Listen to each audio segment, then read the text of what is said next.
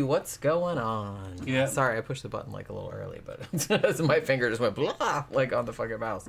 So yeah, we were just sitting here talking about how maybe we would go see the Firestarter movie tomorrow, and then I see that Danny Rolling Ghostface has already said that it sucked ass. Look at this shit. Look, she was looking at the fan, and now she's looking at me. What's the matter, Pokey? She's gonna wind the fan on. Oh, that's right. You forgot to turn the fan on. She's like, "What the hell's going on?" She was looking at the fan, and she's looking at me. Okay, I'm gonna turn it on. Why didn't Daddy turn the fan on? He always turns the fan on when he's in here. She knows all the routines. Yeah. She could run this place. If she had hands. She could run this. If she had hands, she could run this place. She has hands, just not thumbs. If she knew how to use a computer, which maybe she does. I turn around and she's on the floor playing with that little mouse. And she's looking at me like I did something wrong. And then she looks up at the fan. And then looks back at me. And I'm like, what? And then she's looking back up at the fan because it's not moving. And I turn it on. Now she's okay. She's like, all right, thank you. She tells you when to fill up trays and everything. She'll walk by an empty plate and she'll be looking at it. She'll point at it with her nose and look at you. Put some food in that. And then you put it and she goes, okay. And walks off. She doesn't even eat it. She's fucking hilarious. It's like, thank you. Everything is copacetic. Yeah, and she demands to go in the closet at least 3 times a day. Yeah. That wants to go in the closet. Just crazy. And she doesn't do anything in there. Well, she just hides. Looks in and goes, okay, I guess there's nothing in here. And then she comes back out. She does that with this closet, too. Yeah. Then she walks in there and she's like, what the fuck? I thought something was cool in here, but it never is. Yeah, so it's Friday. It's Friday the 13th. Friday the 13th. This is the Friday the 13th show. Go ahead and get your drink going. And we will hang out for at least a few hours tonight. Yeah, it should be fun. And we'll talk about current events or talk about any cases you guys have questions about. We can talk about paranormal stuff. Talk about anything. Talk about movies. Just kind of like open lines. Open lines and... we're pretending we're Art Bell. It's kind of like Art Bell. Open lines. It's open lines. Open lines Friday. They did that shit because they didn't want to prepare for the fucking show. Well, it is easier. It's easier. Let's just Friday, man. I mean, fuck it. Just let it run. Well, yeah, and it's like, because remember, we used to do the main show on Friday night, and then we did Sidetracks on Wednesday, and then we decided to switch it. And honestly, I think I like that better because even though it does front load my week with a lot of work, because I have to do like all the research for all the movie reviews, and then I have to do the research for the show, and I don't have as much time. You get it over with, though. But it's all over with. So like Thursday and Friday and Saturday are like easier. Because I don't have to do like a bunch of research and stuff. Cable company came in today and they put in another Wi-Fi up here. So we got. Yeah, we have. So you don't have to run the damn cable. I have a modem like thing like right there. The house has 2 of them, one for the top floor, one for the bottom floor. The guy just came in. He said he might. He asked about because I guess he does game streaming. Yeah. So he was like asking about ours, and he's like, "Oh, maybe I'll come by." So I don't know. He said I'll wave at you in the chat, like, and say, "Hey, I'm the cable guy." You know what I mean? Cable but yeah, so I mean, it's cool because so all the shit that we have like online up here, the connection will be better, and we don't have to like have that long ass. Ethernet cable going all the way like down the stairs. Like every time we were gonna do a show, we always like threw it down the stairs and like took it across the living room and shit like that. That's why I had to buy that 100-foot one, which was only $15. It's not that big a deal. I still have it hooked up, but now it's like all 100 feet of it is just balled up underneath the desk because the thing is right there. So that's like pretty handy. Blairdo asked a good question. He says, "Tom, when are you gonna put together the Polar Lights Enterprise together and hang it in the background?" Yeah, I got you that like a long time ago. Let me tell the story. I ordered the paint for it. Oh, that's right, I forgot. And the paint is still yet to be delivered. The paint came from fucking Japan. I got pissed. It was about $80 worth of paint. Tatamiya fucking paint for it. And all that paint got thrown out of the fucking train over there in L.A. coming off that dock. Because they showed that on the news, that there's a certain part of the railroad tracks where they raid the trains. It's still on my Amazon list saying it's going to be delivered any day. That's been fucking months and months and months. Well, have they charged you for it, though? Yes, they charged me. They charged me, and there's no button to ask for my refund. Well, I guess because you waited too long. No, as it was happening. It never appeared. I got fucked. Bezos went on gear, got big, and now he's trying to fuck me. That's what Jeff Bezos. Jeff Bezos was nerdy motherfucker. And now he's big because he's fucking on those yachts with those fucking hotties. And he wants to go on HRT and do fucking steroids. And he wants to fuck Then he's trying to fuck me. Yeah, he's over $80 worth of paint for your worth of Enterprise fucking model. tape. Yeah. Sounds legit. So I got mad. I got mad, but it's a mint, new in the box, polar lights, fucking Starship Enterprise. And then I'm looking at this other stuff. You can get like $100 worth of fucking electronic upgrades through the aftermarket to make the damn nacelles fucking spin with a remote control for all the with a new ECM or ECU in there with fucking hundreds of hours of fucking recordings and music. They got one of the kits. You can fucking tell it to do things, and it'll fire real laser beams out of the fucking top and the bottom of the phasers. Hopefully not real laser beams. A real laser beam. Oh, I shot a real fucking it shoots hole real through laser me. God beams. damn it. The fucking firing photon torpedoes. They have all this shit, and you know. Hopefully it's just on stun. Here's the thing, though. If the phasers fire out a real laser, you're just gonna see a dot on the floor. You know what I mean? You won't see the beam. And then Pookie will chase. Yeah. But those nacelles looked pretty cool because they give the spin, and the ones that it come with they're just kind of like glowing lights. But I think for about $80 you can hook it up so they actually fucking spin like they did on the, and that looked really cool. There's a couple different versions of those, and just as that particular kit had a lot of upgrades to it, and I was thinking, man, if I'm gonna fucking build this thing, I ought to really fucking build it. Yeah, I mean, I spent a lot of money on that. Yeah, it's over $100 for that kit. About $150 probably, I think, for that. It was something like that. Yeah. $150. Well, and it was like really hard to find because they have.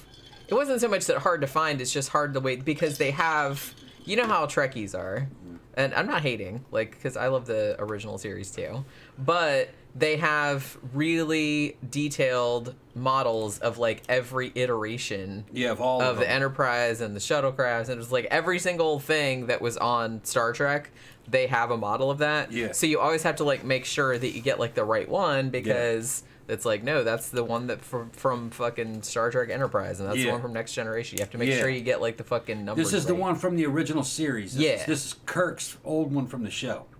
Now, my other Enterprise that I liked was the one from Star Trek: The Motion Picture, and then there's another one right after that in the next movie because I think from the one from Motion Picture, I think that one got destroyed or it got destroyed in the Wrath of Khan there was two of them in that one.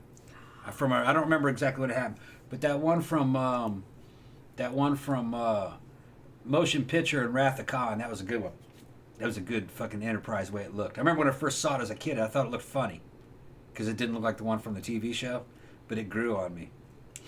Same thing with the fucking Klingon Katanga. I think they call it Katanga fucking battle cruisers.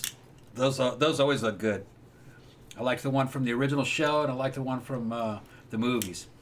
I was actually gonna get you both things because I was gonna get you that one too, but it was like once I saw how expensive the Enterprise one was, I'm like, oh, I can't afford to get two of them. But I was originally planning to get two. Yeah, I was like, I'm not fucking money bag. The battle cruisers are good. Yeah, it did look cool, but maybe next year. I built one when I was for a kid. Your birthday. I built one when I was a kid, and they were cheaper back then. I don't think they were quite as big. I think it was only about that big. I had one from the Motion Picture.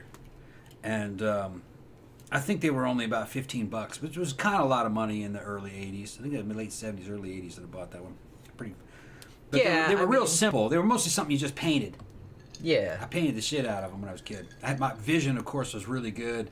And your eye-hand coordination is really good with it. When you're a kid, I could paint the tiny little eyeballs on those Dungeons & Dragons lead figurines, little orcs and kobolds and shit. I could fucking paint eyes and faces. I could do that until I was about 37 or 38 years old, and then you lose kind of the ability to do stuff. Everything you need huge magnifying glasses. Actually, no. I think I could do that until I was about 45. Yeah. Now that I'm thinking about it, and then my eyesight just went to shit like in about a 6-month period. It was amazing, but I always had like really good vision until like suddenly. I've been enjoying Star Trek: Strange New Worlds. Speaking of sci-fi, I know I'm late to this, says John Smith, but has anyone else seen The Expanse? I just started and really liking it. Did we start watching that, or am I totally crazy and I'm thinking of something else? I know that's been. Never watched that. Yeah, I know that it's been like recommended to us. What was the one that we watched that we liked? Shit, man. I don't know. We watch so much stuff that it's like I can't. And sometimes we start things and then like we get distracted and start watching other things and then I forget to go back to the other stuff. Like I said, there's just so much. I mean, there's so much decent entertainment out that it's hard to keep up with all of it, you know? That's right. Sabrina gets it right. Kirk destroyed that ship in the search for Spock. That's right. That's when it got destroyed. Yeah. Yeah, Wrath of Khan scared the crap out of me as a kid due to the creature in the ear sequence. Yeah, that wigged me out when I was a kid, too. Because I was all about, like, creeped out by urban legends, and there's an urban legend about, like, earwigs and stuff like that, and yeah, that, like, wigged me out also. Some people didn't like the first one, the motion picture. I loved it as a kid. We should check and see when Fathom Events is doing that on the big screen, because I would like to see that on the big screen, because I never got to. There was a lot behind the scenes that a lot of people who were like non-Trekkies, at the time I didn't know, but I found out later, they were going to make a new Star Trek series called Phase 2, Star Trek Phase 2. And they had merged a lot of the cast from that proposed series and a lot of the ideas from that series into Star Trek the Motion Picture. That's why the young guy who was supposed to be a replacement for Kirk, he sacrificed himself to stay with the fucking V'ger and the bald-headed girl and shit. They were like the leads of that proposed series that they never made it though. And then a lot of Phase 2 ended up kind of being rebooted. Really, it seemed like it was forever when I was a kid, but it was rebooted into the Next Generation. It seemed like it was forever, but it was like really only like 7 years. I think it's 7-8 years. I think. What do you remember when that was? What year was that? I think Star Trek the Motion fucking Next Generation came out when? 84? 85 maybe? I thought it was like mid to late 80s, but I could be totally off on that. When you think about it, it was only like 5 or 6 years later that came out. It was, you know... Even though it seemed like a long time. It seemed like a long time when you were a kid, but it wasn't that long. It did. So, Phase 2 became Next Generation. Ports Down says 87? Maybe. Yeah, that's kind of. I was thinking like 86, but yeah, I didn't want to say because I absolutely am not sure. The motion picture came out, I think, in 78. Yeah, it was 87, says Player 2. 87? Yeah. And motion picture, I think, came out in 78, 79, I think. It's around that time. It was after Star Trek. I think it might have been 78, 79. Maybe. I thought it was early 80s. Like, I thought it was 81, but I could be wrong about that, too. Late 70s. See, I can't remember. But yeah, I mean, you know. Okay.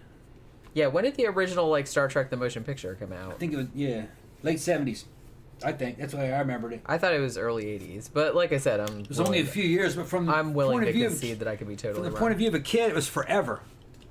Well, yeah, when you're a kid, everything seems like, oh my God, it's like, it's 8 months until Christmas. Oh my God. Like, it seemed like forever. And now I'm just like, holy shit, it's already fucking. It was 79. Okay, 79. So I was right. It's about 70 years later. Yeah.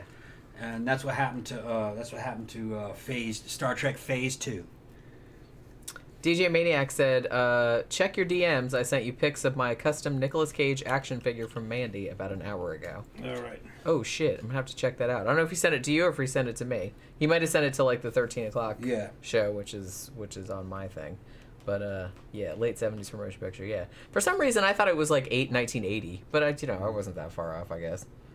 And let's see. What was I going to say? Somebody asked me, the show that we were talking about, could it have been Killjoys? No, it wasn't that. What the fuck was it? I can't remember. So, like, it was a sci-fi series, and we started watching it, but it was good, but then we got, like, distracted by something else. Honestly, if I don't watch, like, an entire series, like, in a night or two, I'll probably just, like, forget and, like, watch something else instead. Unless I'm, like, really, really into it. I just have, like, really... I don't know why I do that, but... I mean, because, like last night, check it out. I go to Shudder, because Thursday nights... they usually add new episodes of cursed films.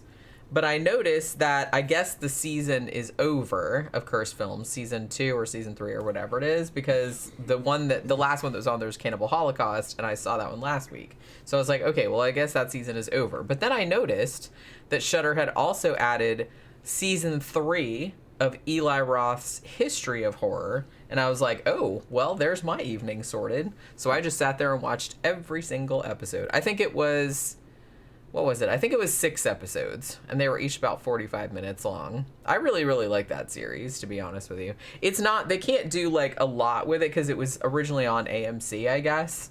Because I think I watched the first season on AMC, but now like Shudder has all of them on there. But the ones they did last night were actually really good. They had, the first one was sequels that don't suck, and then they had one about psychics, they had one about infections, they had one about apocalyptic horror, they had one about what were the other ones? I'll think of it in a second. They had like 2 more. Holiday horror, that was one. Not necessarily, it was all holidays. They talked about My Bloody Valentine and Silent Night, Deadly Night and all that kind of, April Fool's Day and all that kind of stuff. And Mad Scientist, I think that was the other one. That was a good one too.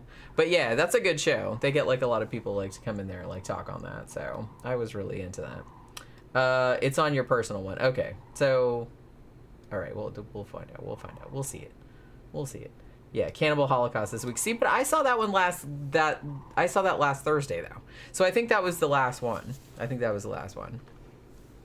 But that's a good series, Cursed Films. I kind of feel like they went a little bit. I mean, there really aren't that many horror movies that said they had like a cursed set where like people actually like fucking died and stuff.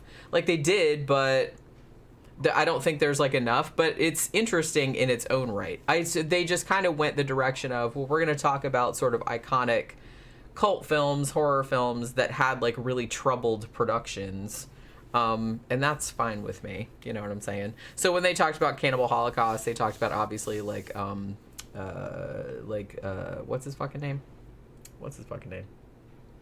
About him getting like dragged in for, you know, he killed the actors, like it's a snuff film and shit like that. So they did that. And then they also did this season, they did one on Rosemary's Baby where they talked a lot about the Sharon Tate murders and all that other kind of stuff. And honestly, the guy talked about on the Rosemary's Baby one, they talked about a lot of other murders that had taken place in the same area, like in that canyon, like where Sharon Tate and them lived. And that was actually really interesting because I hadn't heard of a lot of those. And I was like, oh, that might make a good show. Like all the murders, other than the Manson murders that took place in that same area, like all the fucked up shit that happened. It wasn't just murders. It was like suicides and like other kind of crazy shit too. But yeah, that was like really interesting.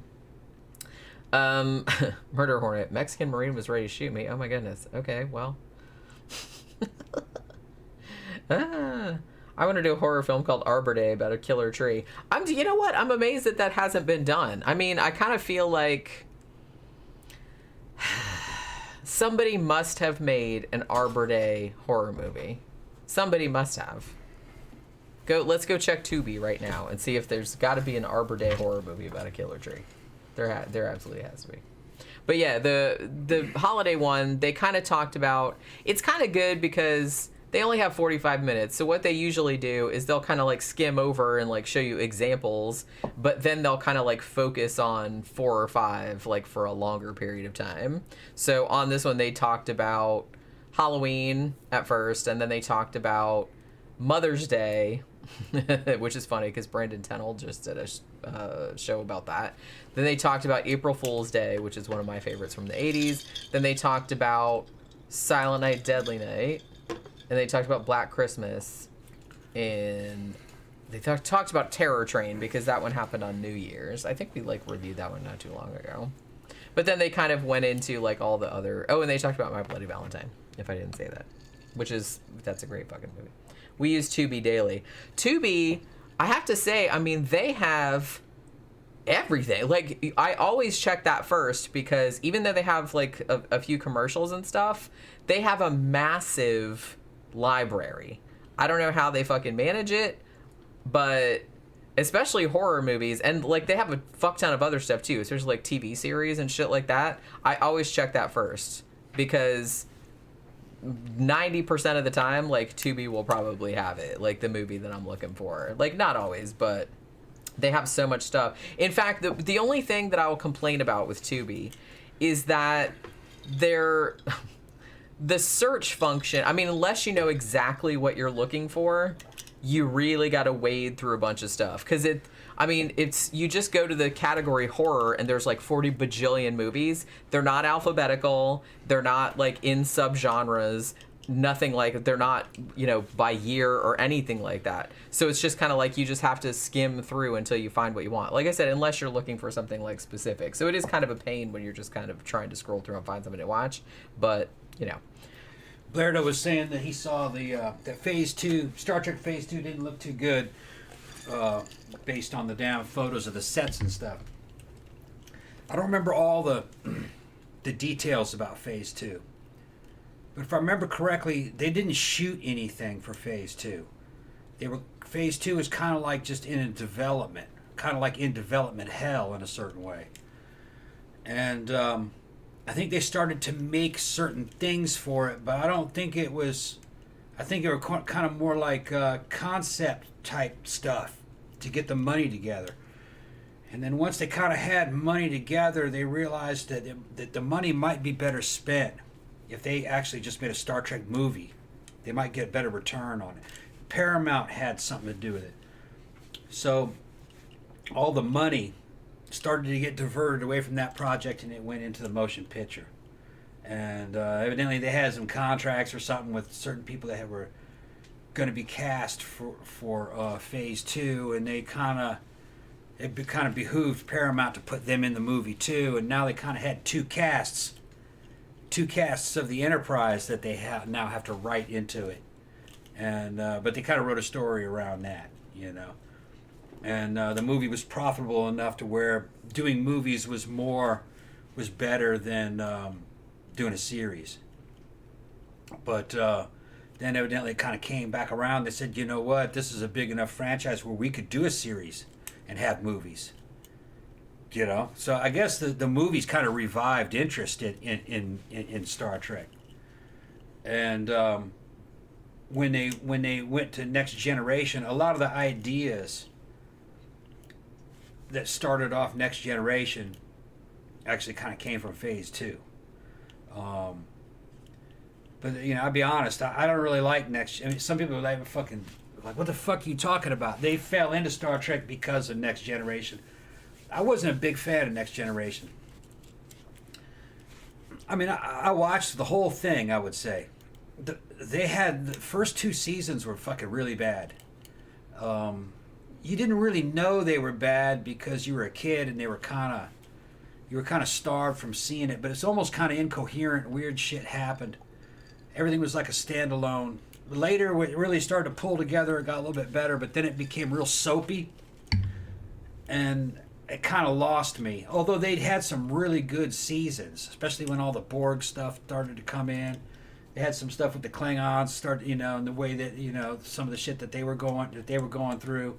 Some of that was good, but it was kind of very commercial. You always knew that Geordi was going to get him out of it somehow. It just got kind of stale, if you ask me. One of my favorite Star Trek programs was like one of the least popular, and that's Enterprise with Scott Bakula and those guys, and fucking T'Pol and fucking Trip. I liked that series because they didn't have any technology, and they had real good fucking characters like fucking Shran, and they were aliens. They had real good aliens that were regulars on there. And dude who praised Shran fucking knocked it out of the park. That's same guy that did Herbert West. Jeffrey Combs. Jeffrey Combs. He was actually on the Eli Roth thing I was talking because they were talking about on the Psychics episode. They were talking about the Frighteners. They did like a big long segment on that. And so they actually interviewed Jeffrey Combs about that. I would watch a whole fucking motion picture, a whole series about Shran and the Andorians. I would as well. I would just Shran. But Jeffrey Combs got to do it. Jeffrey Combs in it. Right. And how fucking he was... left the service and became a damn criminal and a mercenary, but he still had to save his daughter, and that shit went down. And Enterprise, the Enterprise series had 2 of the best mirror episodes of all times. They're towards the end of the series, but the average person wouldn't understand how good those mirror episodes were unless they knew those characters, because they were all totally opposite. And Terran Empire shit, it was just fucking great series. Just took a couple seasons for it to get rolling. Then once it really started to get rolling, then it went on for a season or two, and then it got canceled. Just UPN. UPN kind of... They didn't... And it seems like every time Star Trek comes back, it takes a couple seasons for it to get rolling. Now, they were talking about this new Kirschman Trek or whatever this shit going on CBS now. I've heard nothing but bad things about it, you know, with fucking... Just shit they did with fucking... what's his name?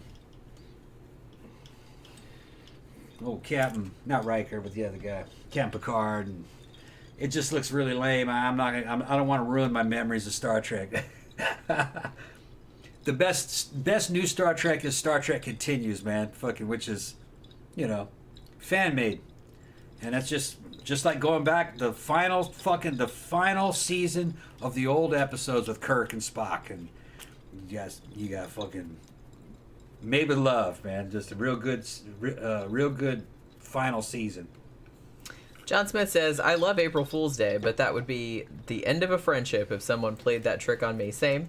And I know that some people, they even talked about this on the show when they were talking about April Fool's Day, is that I know some people didn't like, now, spoiler alert for a movie from 1985 or 1986 or whatever it was, it's a slasher, but nobody actually died at the end. It was all like a practical joke, which you should have seen coming because April Fool's Day.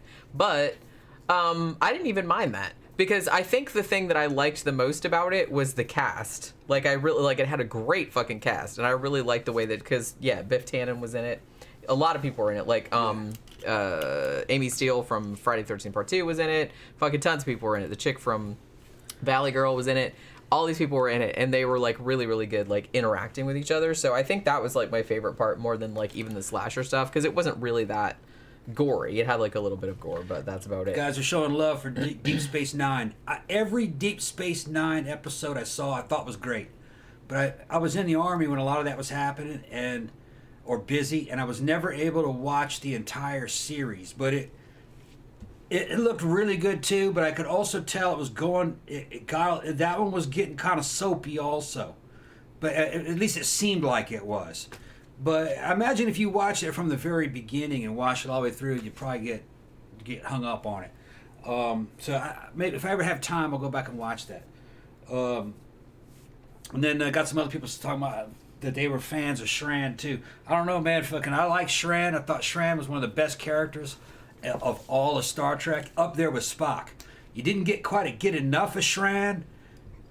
But it was Enterprise. It wasn't the Shran show, you know. But I understand why he would just appear to liven up the series every now and then. And he'd have some hardcore shit. He was basically like General Patton in space, or fucking General Zhukov or something from the Soviet Army. He was like something out of the 1940s.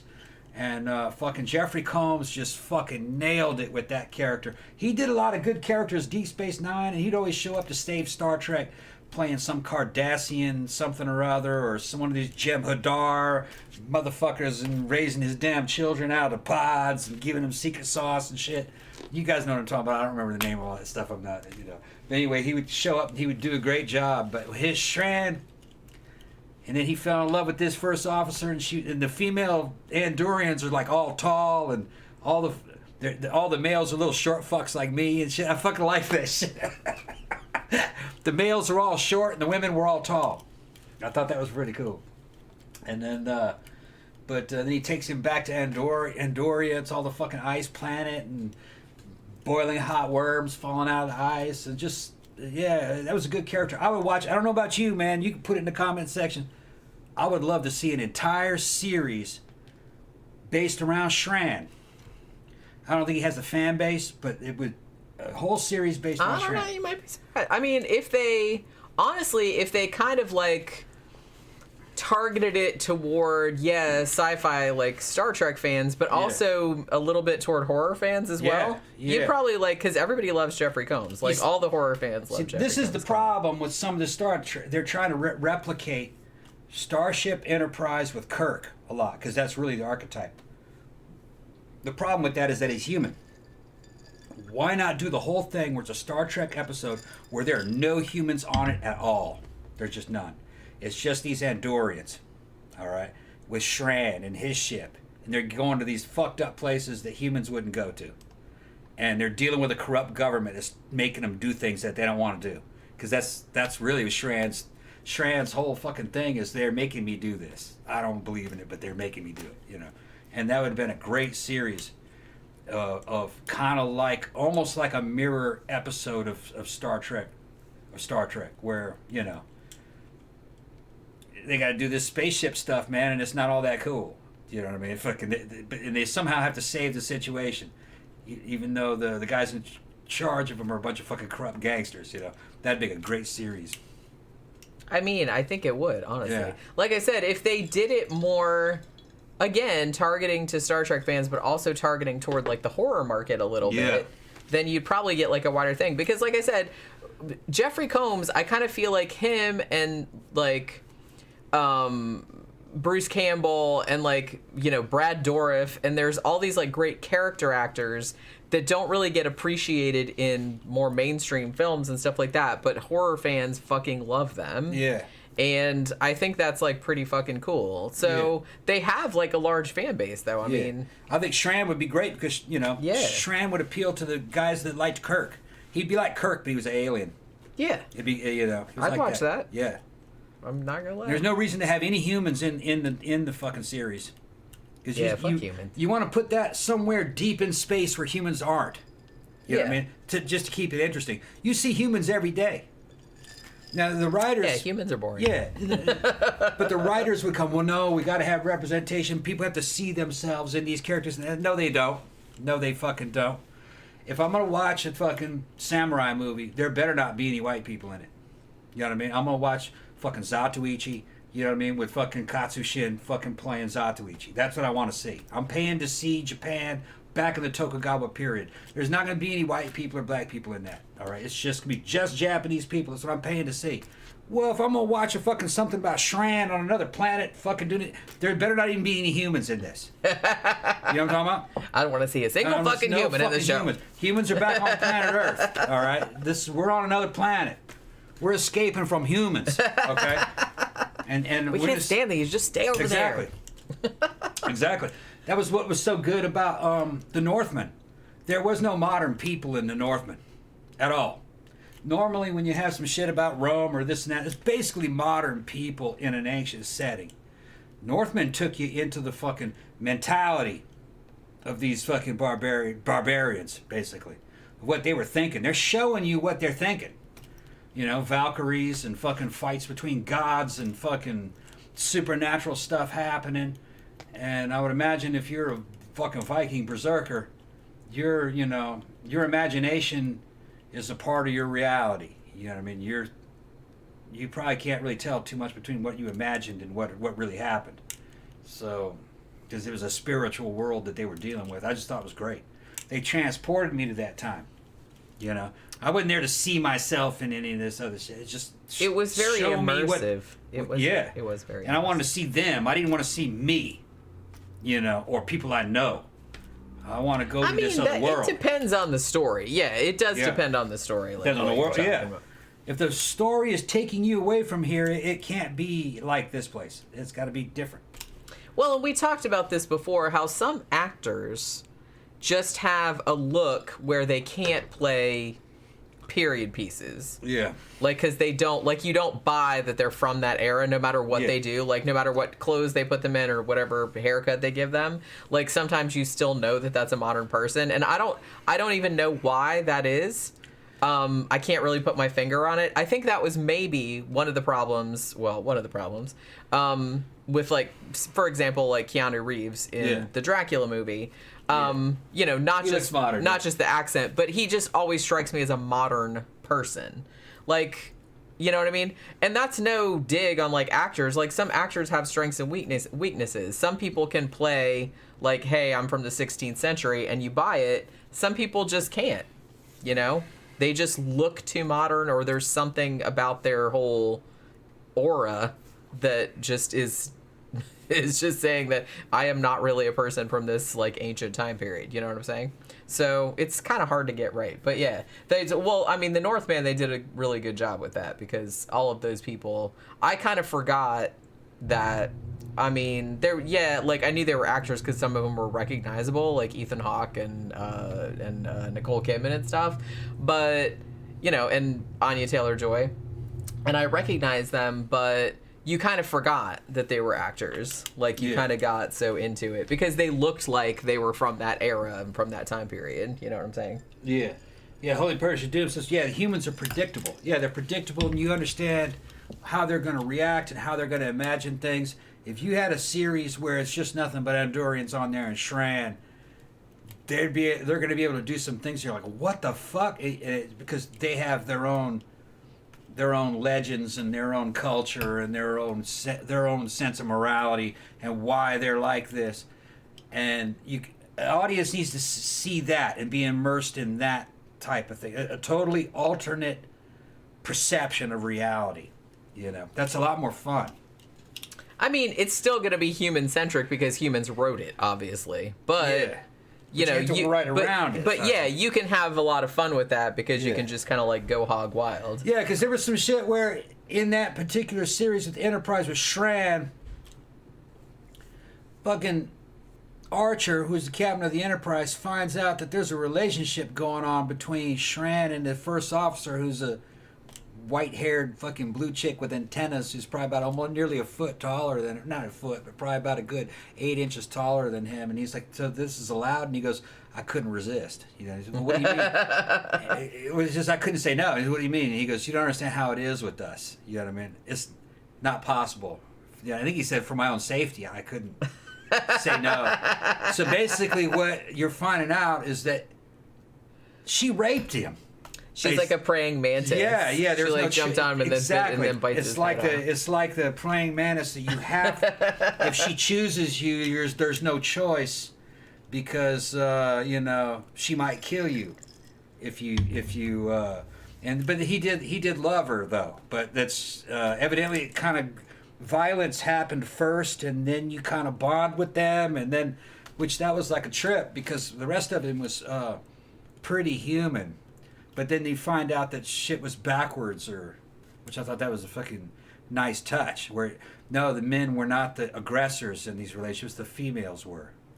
And you didn't look like it though, because he's ordering her around. She's a subordinate, but that's only the rank. That's not the biology. Right. In the biology of the species, it was the women were in charge of that kind of shit. You couldn't say no, or you're taking your life into your hands. They might retaliate. That's pretty funny. Yeah. Blurdo Dude says, hopefully the Shuttlepod 1 Enterprise podcast YouTube show will have Jeffrey Combs on it in the future. I mean, he seemed pretty open to being on because he likes going on shows. Yeah, and like I said, he was on the Eli Roth one. Like I said, he was talking about the Frighteners. Yeah. Oh, it cracks me up because we saw him live on the one where the dude had the resonator. Yeah, that's right. The resonator. Yeah, he was super into it. He was just casting from his house. He was like over casting Skype on a podcast like the size of ours. And Combs was drinking. He drinks, man. He gets fucking loaded. He was having a good time. He was kind of hiding the fact that he was drinking, but you knew. And he was like, "Excuse me, 1 second, I'll be back." He's going to take a leak. Come back. And the thing about Combs is that he's really talented and really knowledgeable about literature and fucking Poe and the man behind these stories. And he's the kind of guy where you could drink with and fucking talk about that shit forever, nerd out, as long as it's kind of an elevated nerd at nerding out. He likes Poe. I can do that because he was doing a live Poe show. Yeah. And but he also said he kind of Combs gave me that watching that show. Combs gave me the idea for a Shran show because he said he loved doing that character, and that maybe one day you might see Shran come back because he'd like to do Shran again. And I was thinking, boy, it'd be great to have a whole fucking series with Captain Shran. That would be great. Yeah, Captain Shran on his ship, and then kind of get on it, somebody. Call Jeffrey Combs up. Yeah, you have to find out who owns that property, and probably be UPN, and then how do you get the licensing for it? And each version of Star Trek is its own property, and different channels and different companies own those properties, and there can't be a whole lot of crossover, or you got to pay royalties. That's why some of the new Star Trek, if you ask me, sucks. It doesn't look like any other Star Trek. It's just kind of like a generic space movies, you know. Well, yeah, sometimes they have to like work around things because they don't have the certain rights for certain things. Yeah. And now that there's a new one that's going to have Pike on it. Somebody was mentioning it. What's it? Brave New World. I know people had fucking high hopes for it, but other reviewers that I've seen it was like, nah, they instantly didn't like it. And you know, they kind of like the classic stuff that I like. But I'd have to let that go for a couple seasons before I'd want to watch it and invest in it. There's so many other things to watch. I just got BritBox. I'm watching the old Doctor Who's with fucking Tom Baker in them, man. Watching that old shit, fucking stagey, theatrical, low budget shit, kind of brings me back to where, man, at least they could write back then. They could write, and they were classically trained actors, and they're being stagey in performances, but they have to because there's no special effects to speak of, no real budget, so you have to put on a show. But there's something about that's kind of charming, you know. I gotta dig through there and see what they got. Yeah. On BritBox. Adriana says, Jenny, that Dead Ringer t-shirt is awesome. Thank you. Yeah, I actually made this. I want to make like a better version. I just made like a one-off because I wanted one, and I was like, I don't know if anybody else would want one. So, but yeah, I just made one, and I was like, I don't know. There's some things about it I don't like, but because you know, when I design things for myself. When I design things for other people, it doesn't really take me that long because I kind of feel like, oh, they probably want this, that, and the other thing, and I do it. But when I design things for my own self, like it took me, you don't even know. When we first started the 13 o'clock show, it took me like fucking ages. Like I redid the logo. I redid like all the artwork for the channels like a million times because I would do it and I'd be like, okay, I'm happy with that. And then the next day I'd look at it and I don't like it. And then I'd have to start all over. I don't know why I do. I don't know. So if it's something for me, it's like I get super picky. But yeah. So I like this shirt, but I think I could do like a better one. So later I'm going to do a better one. Gramthars has some random questions. How many normies have you converted into goths? Oh shit. How convert normies? Yeah, I don't think we have actually. Yeah. I'm kind of like, it's not really a conversion thing, but I mean, if they want to get into it, they can get into it. I'm not like fucking babysitting or holding their hand or nothing. I can't think of anybody. Name your favorite porn star and why. Oh, I'll shunt that one over to Tom in a minute. Although I quite like Belladonna. I know that's like an easy thing to say because she's famous and she's got like lines of sex toys and shit like that. And all, I don't know, there's just something I like her. I like the little gap between her teeth. She just seems like and she seems like she's having a good time, which, like I said, a lot of porn stars don't seem like they don't really seem like they're having that good a time, or, you know, they're just like, yeah, here we go, blah, blah, blah. But she seems like she's like really into it. I don't know. Name one person, dead or alive, you would spend 10 years with on a deserted island. Ugh. I don't know. I don't know if I could think of a person. Who do I like enough to spend 10 years with on a deserted island without me, like, just drowning them? Probably nobody. I get sick. I would definitely get sick of pretty much even the coolest person would, like, start to get on my nerves after 10. I'm just like, maybe I could just, like, push them off a cliff or something. And then the seagulls would eat them. I know that's terrible, but yeah, I'm, like, really impatient. Like, I like people a lot, like, at first, but then, like, after a while, like, if I'm, you know, around them, like, if I don't have, like, any way to get away from them, or if I'm, like, around them a long time, then I'll just be like, I think I might want to kill this person. It goes like that. Combs, yeah, we were talking about that earlier. Yeah, he did, all those, he went around, Jeffrey Combs went around doing, stage plays as Edgar Allan Poe, and I've seen, like, parts of it. I've never seen it live, unfortunately, but I've seen, a lot of the stuff on YouTube, and he was, like, you know, talking about it, like, he had different, interviews about it, and he seems, like, really into that, and it's, like, it's really cool. I really like that. And honestly, he's been in he seems like he's really into Lovecraft, too, because wasn't he in that movie? What the fuck was that movie called? Where he played... Did he actually play H.P. Lovecraft? Or, like, an H.P. Lovecraft surrogate type what the fuck was that thing called? I can't remember. We saw it like not too long ago, and I think I have it like on DVD. But he seems like really cool. When we were watching the or when I was watching rather, because Tom didn't watch it, he was just like farting around other parts of the house. But I was watching that Eli Roth thing, History of Horror, and they were talking about the Frighteners, and apparently it was Jeffrey Combs' idea for his character to have Hitler hair in that, and he's like. He's like, well, when I was getting into like my character and everything, and he was like, oh, he's super authoritarian and stuff. He's like, who's like the main, like most authoritarian? Oh, I know. And so he found this book about Hitler, about World War II or whatever, and he saw a picture of Hitler like as a young person. And so like he goes to Peter Jackson, who directed it, and he's like, hey, I want to do my hair like this. What do you think about it? And he's like expecting Peter Jackson to go, no, don't do that. But he's like, the funniest thing to me was that Jeffrey Combs like says, yeah, Peter Jackson just looks at the picture, and there was like a big pause, and then Jeffrey Combs did a New Zealand accent, and he's like, yeah, that'd be good. And it just like made me laugh like really hard that Jeffrey Combs was talking like Peter Jackson. I don't know why that made me laugh so hard, but it really did. So he could have like the fucking Hitler hair. He was fucking crazy in that movie. Yeah, Jeffrey Combs quote says, Danny rolling Ghostface, what's the matter? Somebody piss on your hush puppies. I've heard somebody pissing your cornflakes or somebody poop on your birthday cake. I've heard those ones before, but I've never heard pissing on your hush puppies before.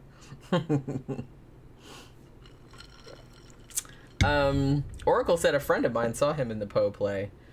That's cool. That's one that I would have really liked to have seen that, actually. Because from what I saw like on YouTube and shit like that, it looked really cool. Because, I don't know, he just seems like a cool dude, and I love Edgar Allan Poe, so, okay. Jenny, dude, Those Across the River by Christopher Buehlman for the next Tomes of Terror. You won't be disappointed. Okay.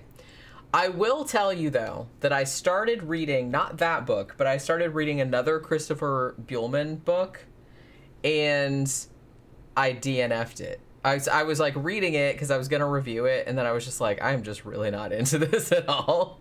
And I felt really bad because I know it was probably you, and I know that you like recommended it, but I will try that one out, I promise. But like the one that I can't remember what it was called now because it was a while back, but I did start reading one of his books, and I was just kind of like, man, I don't know why I just couldn't get into it. Maybe it was my mood. I don't know what it was, but I don't know. But I'll try to read that one later. But honestly, I just bought a bunch of books. So I just bought like 2 or 3 books. I bought 2 books at Barnes & Noble like last week, and then I ordered 2. I got A Simple Plan by Scott Smith. He's the same guy that wrote The Ruins, obviously, but he's only written 2 novels, The Ruins and A Simple Plan, which obviously was made into a movie by Sam Raimi, like back in the 90s. And I've seen the movie, and it's excellent, but everybody tells me, like, the book is, like, the best fucking book ever, so I was like, okay, I'll buy it, whatever. So I bought that, and I bought another Grady Hendrix book, and I bought another Stephen Graham Jones book, and I bought one that's, like, a short story collection. I don't even remember where I heard about it, but somebody told me... I can't remember what is it called? The Melancholy of Anatomy or something like that. And like somebody told me about it and they said this is like weird as shit, like all the short stories. And I was like, I kind of read the synopsis and I was like, ooh, that sounds like really bizarre and like right up my alley. So I ordered that as well. So those might be the ones for the next month. I'm not really sure because I'm still working my way through all these ones that I checked out on Kindle Unlimited. Like, the next one I'm going to do is another Gemma Amor one because I already read that and I recorded the review for it today. That was like a novella. So, and then I'm looking at my calendar. I have a couple other books in there, but I can change them around. I don't know. I'll give that one a look, Oscar, I promise. But I did start reading one by that author before and I couldn't get into it. And I can't put my finger on why I couldn't get into it. I just couldn't get into it. But maybe that one's different. It wasn't that one. It was a different one. So Jenny and I were looking forward to seeing the new Firestarter. And as soon as we start the fucking stream, who was it? Somebody jumps in the. It was Danny Rolling Ghost. Danny jumps into the comment section and goes, "Oh, by the way, Firestarter sucked." I was like, God damn it! Damn. You know. Now we don't get to go to the movies tomorrow. I don't know. Maybe it sucked. Maybe it didn't suck. I don't know. Why are you? She always wants to go on a Saturday. Yeah, but Saturday is really one of the only days that I don't have anything else going on. That's why. Yeah. Saturday, or Thursdays are good too. You and a million other motherfuckers down there. Well, that's what I mean. That's what I'm saying. We don't have to. Okay. I mean, we can go I hate that some place on the other weekend. time. I hate we can that go place some on other the- time. I mean, I'd rather much rather go during the weekday. I hate that place on the weekends. It's just fucking, the traffic's bad and it's fucking packed. And when I go, I want to go eat some lunch. Yeah, I know, but well, we'll have to go someday when. We can go Monday. I know, but then we have to be back before 6 so we can stream. You know what I'm saying? We'll be back before 6. Yeah, I guess we could do that. Yeah, we're always back before 6. It's just, you know, like I said, Does it go early for matinee? weekdays are hard because a lot of times, like, because everybody else is working, so they send me jobs and shit. So, you know, We can always just make them wait. well, yeah, Make everybody wait an hour. I'd have to. An hour is not going to fucking kill I'd have anybody. to. I know. Yeah, an hour is not going to kill anybody. I know. Bring back the 13 o'clock green screen. Honestly, we only did that for like, whatever happened to that green That's screen gone. thing? Did you throw it out? Yeah, long gone. I mean, you know, I forgot that we did that. we tried to do it for a little while, It didn't but really quite work. Yeah. yeah. Well, the thing about if you have the green screen, you have to light it Perfectly. perfectly And and it has like to be fucking flat. yeah. So And- it has to be to right. like to get it to because otherwise you get folds and then like And it shit, that doesn't- requires a lot of fucking data to do green screen. If you don't have a powerful fucking computer and a really strong... Well, I could do really it fast- now, You could do it now, but back then... but back then Yeah. I didn't really have. The, And to have the live shit to stream do it. green screen, I don't know. Maybe we have enough, but... Well, now that this connection... You notice we haven't had problems because now connections are hardwired now. No wireless. I told him about it when he first showed up. The technician goes, oh, yeah. Streaming wireless through there, a lot of data gets backed up. You know what he said. Well, I mean, most Yeah. places will tell you like if you're streaming, if at all possible, you should actually like do, like not just Wi-Fi. You Yeah. really need to have like a connection. Yeah, physical So connection is a best. physical connection because that will help you a lot. Even though they seem to be able to do it pretty well through cell phones. Well, I mean, They yeah. get So like people Wi-Fi like hotspots and shit. yeah. I mean, you know. That's the thing, like, I guess Dan Bell, he Yeah. always does his Saturday night shows, and he just streams those through his phone, but he's in a big city, Baltimore, and he has, like, a really, really nice, like, he has, like, the latest iteration of the iPhone, so Right. I'm imagining that that's probably, like, And a really fucking expensive service probably. probably helps. Probably you pays know. extra. Has a Wi-Fi hotspot set up and shit. Yeah, I mean, because that's Yeah. kind of his Yeah. bread and butter. That's his Right. career. So yeah, you have to like pay for the technician that was here like installing the other our other modem Yeah. came in and was like he was talking about doing stuff in Adobe After Effects and he's like, yeah, you got to pay like $20 a month for that. And I'm like, dude, I'm a graphic designer. Like you have to pay I can't like how much is it all together because I don't do the whole Adobe package, but yeah, you have to pay. They went to a monthly thing. Remember back in the well, you don't remember, but like back in the old days before Adobe went to monthly shit for Photoshop and Illustrator and InDesign and all that and Premiere. To buy the whole package, I think was $700, $800, something like that. It was like some ridiculous amount. So obviously, I couldn't afford that, so I pirated it because, fuck, man, I didn't have like fucking $700 to spend on that shit. So I mean, nowadays I guess it's kind of better, even though in the long run you pay more for it because you're paying. Don't do it. Because you're paying monthly. But you don't have to get the whole package though. You can just pay for each thing like individually, which is good. So I just have Photoshop, Illustrator, InDesign. I use InDesign to like lay my books out, but I don't really have After Effects or Premiere or anything like that because I don't really have a lot of use for that. To do like video editing, I don't really like to do anything super fancy, obviously. So I just have Wondershare from Filmora, which I think I paid like $60 and you have like license for it like forever. So, and it does pretty much everything I need it to do. So I'm not gonna like pay extra for all that other crap. But yeah, and you have to pay too for fonts. You have to pay for photos. You have to pay for all that kind of shit. Really, all I have is Dreams Time, which is photos and vector art, and that's $30 a month. But it's good to have because they have like, they have like photos and art of like everything that you might need. So there's that. There's somebody's asking, Granthars asked who our favorite porn stars were. I'd probably have to go by era. Well, you can do that if you want to. By era. It's not like we have a time limit or anything. Shit changed a lot over the decades, And then you see, like, well, what do you mean by favorite? You know what I mean? Like, because they had, some of those people were fucking characters.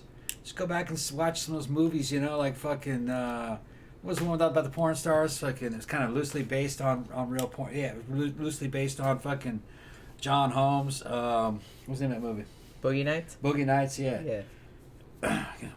When a lot of that shit started, it became like a big money concept, like in California out in the 70s.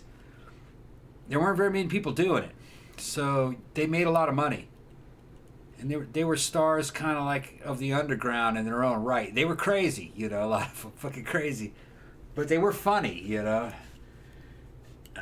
So some of them you weren't really judging by, their physical attributes or anything. It was just kind of more who they were, Well, back then, you kind of had to be okay with being, like, outside of the mainstream. Yeah. Because it was a whole subculture. Yeah. Now it's a lot more mainstreamed, but back then it wasn't like that. Nowadays, you got girls doing that over their phone, fucking... And everyone's just like... streaming and making money. Nobody gives a shit. Nah. I can make fucking solo porn or fucking porn with Jed and put that shit in the fucking stream and it wouldn't even be noticed. But... In a way, I kind of like that, though.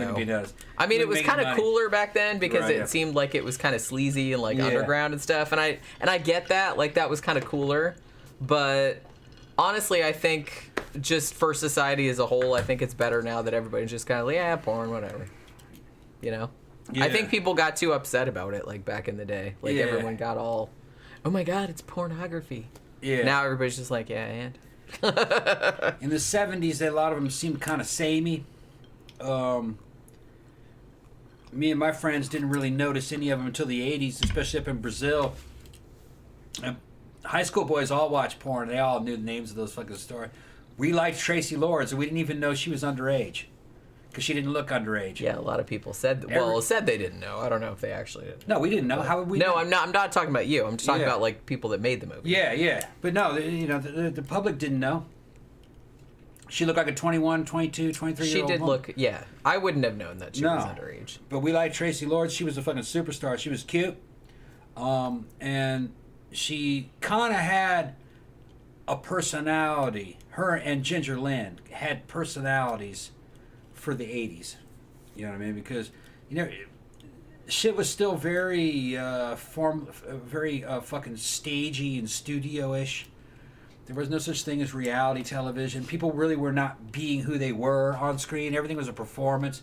But those two, you could kind of tell that they were people. The rest of them were just like mannequins going through the motions, and it was just, I just thought of Julianne Moore from Boogie Nights going, this is an enormous cock. Yeah, exactly. That's the way they were like. That's like what popped into my head. Real fucking bad acting and shit. Right. So from the 80s, those two stood out, and they were two of the biggest ones. 90s, shit. There was a lot of them in the 90s because it exploded during the video era. Oh man. Jenna Fine was probably the best one from the 90s. Right. See, I knew Tom would have a lot to say about this. Jenna Fine was... Well, what made Jenna Fine cool is that she was on the fucking Howard Stern show a lot. And, she was cool. She had a cool personality. And she had a cool personality on her fucking videos. She wasn't just always just going through the motions. She talking shit and fucking, being normal on camera. Being normal on camera was kind of rare in the 80s and the 90s because most people were stagey, It was kind of artificial. It's like, I'm on TV. I'm on TV, and everything's artificial. I have to. This is my TV persona. Yeah. which is weird. That's another thing that I'm glad is gone, that kind of like distinction. I know that some people nowadays complain, oh, these kids, they spend their entire lives like online, blah, blah, blah. Honestly, I think that's good because back in the old days, like I said, everybody had like a different... You seem like you put on a different persona like when you were on TV or in a movie or something like that, and I don't think people do that as much anymore. Yeah. There's like a much more of like a porous line between the two things. Yeah, so I would say overall, if you were probably to say the best fucking porn star, and we're talking about porn star, that's a thing like saying a rock star. They don't really make those anymore, okay? That was something from pre-internet era. I think the best porn star was Jenna Fine. Because she looked good, she had a personality, she would make public appearances and go on radio shows, she'd say funny shit. She was just like some chick you'd hang out with or somebody you know in the club. It was just a normal person. And her on-screen stuff still looks pretty modern. She wasn't fucking, some of the shit they do now is fucking like skeevy, fucking very niche kind of fetish type porn where it's almost too much, you know. I guess it's just that's the way you get noticed. That's because getting noticed, I mean, porn is so ubiquitous that you really have to do crazy shit to stand out. That's why. By today's standards, what she did was pretty vanilla. But what made her hot is that she made eye contact with fucking people she was working with. They make eye contact with the camera. Acted like she was having fun. See, that's kind of a big thing, especially like with female porn stars, because honestly, there's not a lot of man ones because, you know. But I always kind of liked, particularly with female porn stars, do they look like they're actually enjoying themselves? Because you would be surprised, a lot of them, particularly back in the old days, not so much nowadays because you can kind of choose if you want to do it or not. But back then, they were just kind of like, they kind of looked like, yep, let's get this over with. Now, late 90s, early 2000s, the one who blew everybody out of the water, really that kind of end, she was probably the last of the what I would call porn star, was a girl that was local to the scene when I was living in Mississippi and Louisiana back in those days. Belladonna. Yeah, I said Belladonna. Probably. I like her, and I like who's that other, like Vanessa Blue. Vanessa Blue, yeah. I like her as well. Yeah, she was good too. Because she also has black girl. Well, she also has like a really good like personality. Yeah, you know what I mean. She had like a lot of personality. Kind of having fun, dominating people, and fucking I'm gonna get this. Oh yeah, she was good.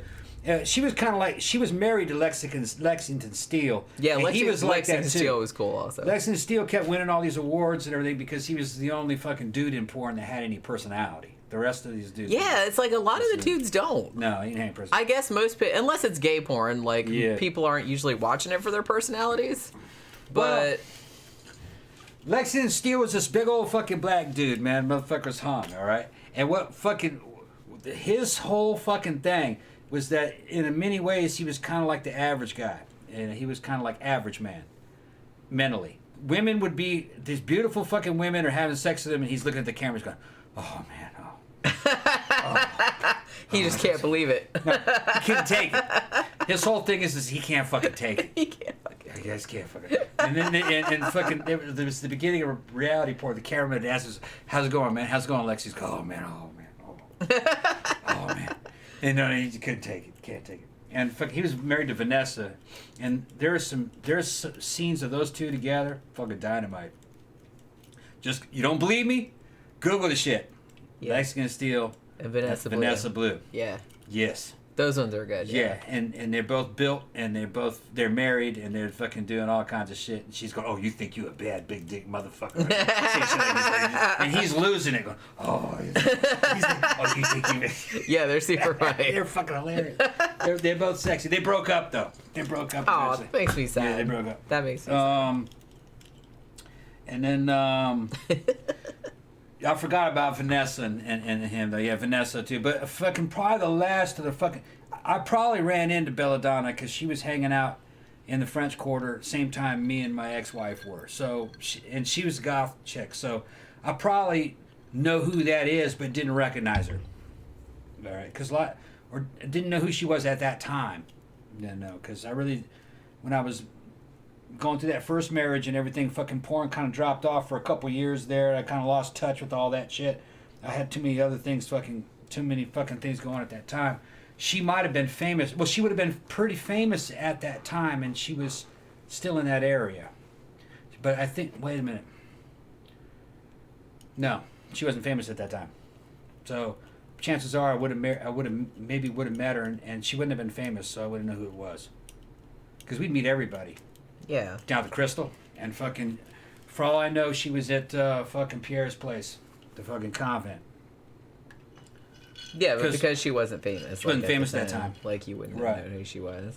But like I said, I like her because... She's definitely having fun. She's into it. Yeah. And you can tell that she's into it, and she's having, like, just a really good time. Yeah. And she's also, like, a really savvy, like, businesswoman. She, like, really... I don't know how much money she makes out of the shit, but she's got, like, her whole line of back then sex she was toys making and money. shit like Who knows that. what she's making now, but I don't know about nowadays, but because back then. people's ability to make money has been fucking watered down by the internet a lot. Which that's just it is. Money making has been democratized. And a lot of people that own these big, powerful companies don't like it. That has to do with a lot of the fucking problems we're in now. But we'll see how this shit's going. I know that part of this fucking show is to escape the world's problems. But, we'll see. I kind of miss the simpler days. But back in those days, you had to work these bullshit jobs for these corporations, these fucking businesses that really were downsizing and always constantly trying to get rid of you, a la fucking Office Space. If you've ever seen that movie, it was like that. Which I'm kind of glad that those jobs are gone. I can't believe that people fought to get those jobs. Well, I mean, you gotta eat, and you gotta pay your rent, so... They wanted you to go to college to do those fucking stupid-ass jobs. That was another thing that fucking blew my mind. But the thing about it is that even though I'm, like, perpetually, oh my god, do I have enough money to pay my bills this month? But at least I get to, I work really hard, and I work, like, 12, 13 hours a day, but at least it's usually on shit that I like. Yeah. Like, talking to you guys, like, reviewing horror movies, like, reviewing horror books. Like, at least I usually, and, graphic design sometimes, at least I usually get to do that, like, to make money, even though I'm just, just kind of getting by. I'm not rich or anything. But honestly, when I was growing up, I never could have imagined that would have happened. I mean, when I was a kid, I was like, I just wanted to be a horror writer, and I'm like, maybe somebody will discover me like Stephen King, and I'll have like millions of dollars, and obviously that never happened, but at least nowadays I can sort of make a living at shit that I like doing. Because I really, really don't like working for other people. I really don't like being told what to do. I really don't like having to show up at a particular time every day at a particular place. I just don't like it. I don't. And I know a lot of people still have to do that. Gramthars asking me this fucking question. Does testosterone make you shoot ropes like fucking Peter North? Somebody doesn't know what you're talking about. Some of you youngsters may not know what he's talking about. Peter North is fucking buffed out fucking porn star who was known for these fucking massive fucking loads. But fucking go back and go look at that shit, fucking Gramthars. That shit's clear as water because fucking he's shut down like crazy. He's okay. Gross. There's been much said about that. Okay, they're like, fucking, why is that so fucking clear? They had people in the industry going, was he just pissing on them or whatever? what the hell's going on? Is that just water? Does he have a bladder in there? Yeah, because it was quite voluminous. There's a lot of it, but it was fucking clear. You said voluminous. Yeah, voluminous. There was a lot of it. That's one of my. I know that's one of my favorite vocabulary words. All right, so some people were saying he must be just peeing on him. That's fake. This is what I think was going on. Gross. He's definitely fucking on steroids. When you're on gear, if you're young, well, just period, if you're on gear, your endocrine system sees that those steroids, which are just a modified testosterone, that's all it is. It sees that in your bloodstream, and it shuts down your nuts. All right, your nuts are like, why do I have to make any testosterone? Fucking, we got plenty of it. So I'm gonna take vacation. I'm just gonna relax. I'm gonna put my little nut feet up. Yeah. So they just. I just pictured a pair of testicles with little feet up. Yeah. So after a fucking couple months, you know what I mean? You just it ends up being it ends up becoming literally male contraception. Your nuts shut down, they go dormant, and they stop making spermatozoa. So you become chemically sterilized from the hormonal imbalance. You're now sterile. You can't have children.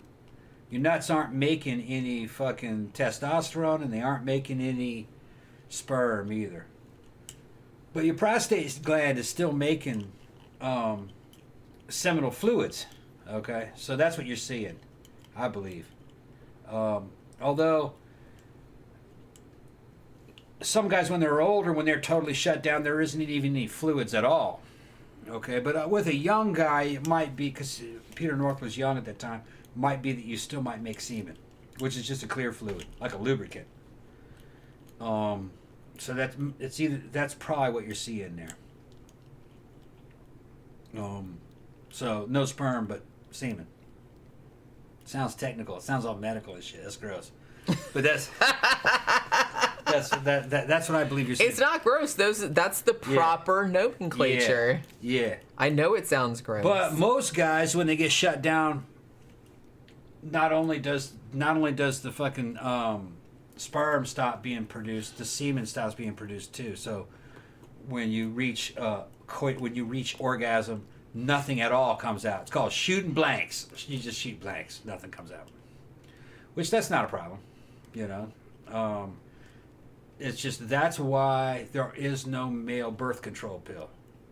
Because some dudes, they don't want to. I guess they think that's embarrassing. I don't know. Men are inventing this shit, and maybe they can't market that to men. But almost every bodybuilder is like that. Nothing will come out. Yeah, not unless they're taking something called HCG, which I take that. It's a pituitary gland stimulant, which keeps that, which is constantly, almost literally, kicking the pituitary gland into fucking action to cause all your glands to continue production. So I still got it. It's not as much as it was before. But you know, I'm 53. You know, the fucking content of all that shit kind of starts declining anyway over time. When you're fucking in your teens, early 20s, sometimes you can produce just fucking inordinate amounts of this shit. Fucking, you know, you just scare a woman away. You fucking take that, bitch. You take that. You're like, she's like, I don't want to get pregnant. I'm out of here. Yeah, she's like, I'm the one that's got to deal with this. This motherfucker's too potent and shit.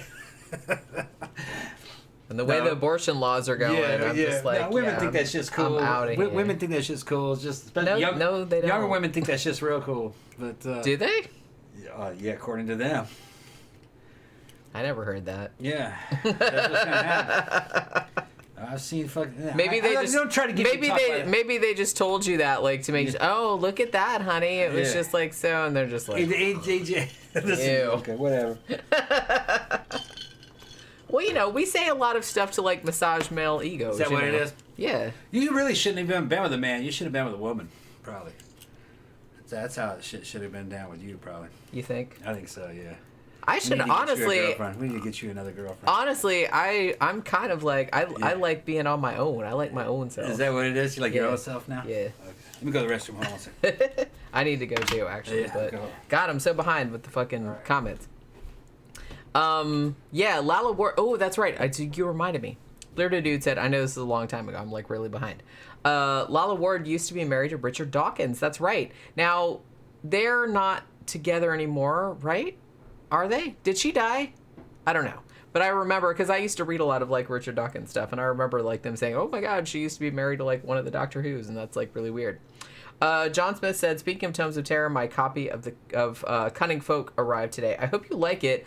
I really liked that. If you're into folk horror, and you didn't see my review of Cunning Folk by Adam Neville, who also wrote No One Gets Out Alive, it's really, really good.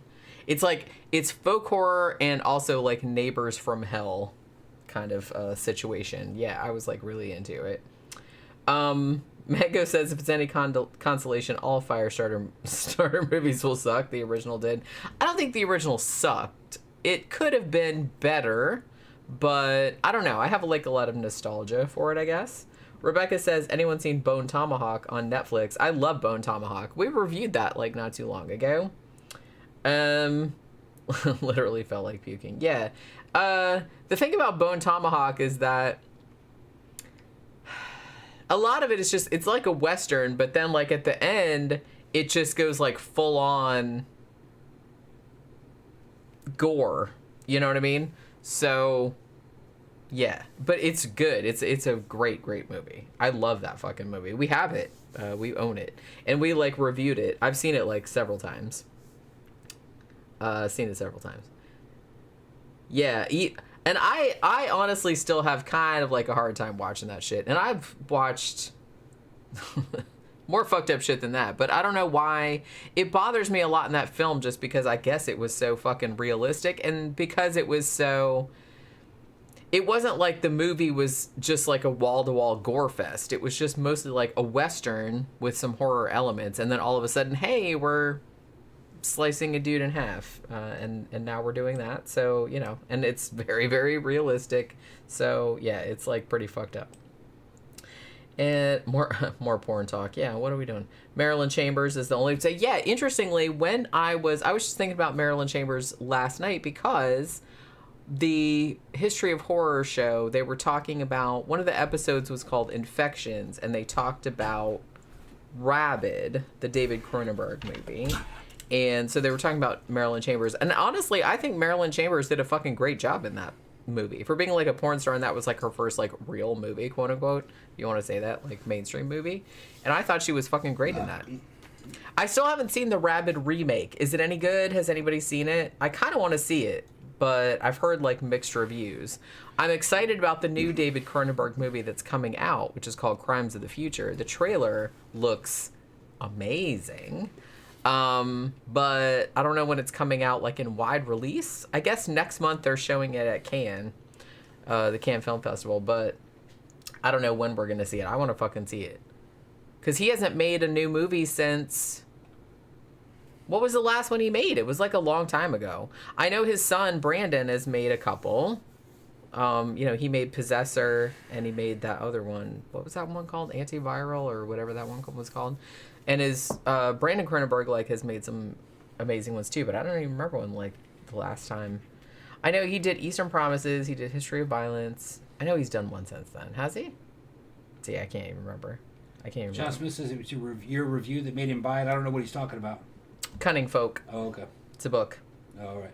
Yeah, I mean, I hope you like it, because I know this is like gonna sound weird, but I'm always kind of like, I don't know. I like particular books, and it's like I review them, and I always kind of like recommend them if you like XYZ. But I always kind of feel like I don't want somebody to come at me if they like read the book and they're like, you told me that it was good and that's not good and blah blah blah. You know what I mean? So I always kind of like have weird like anxiety about that. But I really liked Cunning Folk. Like I said, if you really like folk horror and you really like Neighbors from Hell type stories, then that one was really good. So. And Adam Neville's other shit, No One Gets Out Alive, was also really good. I heard they made that into a movie or a series, but I haven't seen it. I think it's on Netflix. I'll have to watch that like one of these days, because that was also a really good book. Although I heard that one of his other books, and I can't remember what it was called now, but I heard that other one was like not very good, but I don't know. So what day is Memento opening? They're doing it on the Sunday before Memorial Day. So it's the Sunday at the end of this month. Okay. So we got about 3 weeks. 2 weeks. 2 weeks, I think. 2 weeks. 2 weeks. You want to go to that? What day is that on? Sunday. It's a Sunday night. It's a Sunday before Okay, so that's an easy drive. Yeah. Okay. Yeah, Memento Mori, our night at, which was at Ibar/Barbarella. Obviously, Barbarella is not downtown Orlando anymore. They moved out to fucking John Young Parkway. Do you want to go out tomorrow night? To who? Mannequins? Mannequins. Yeah, we could. Okay.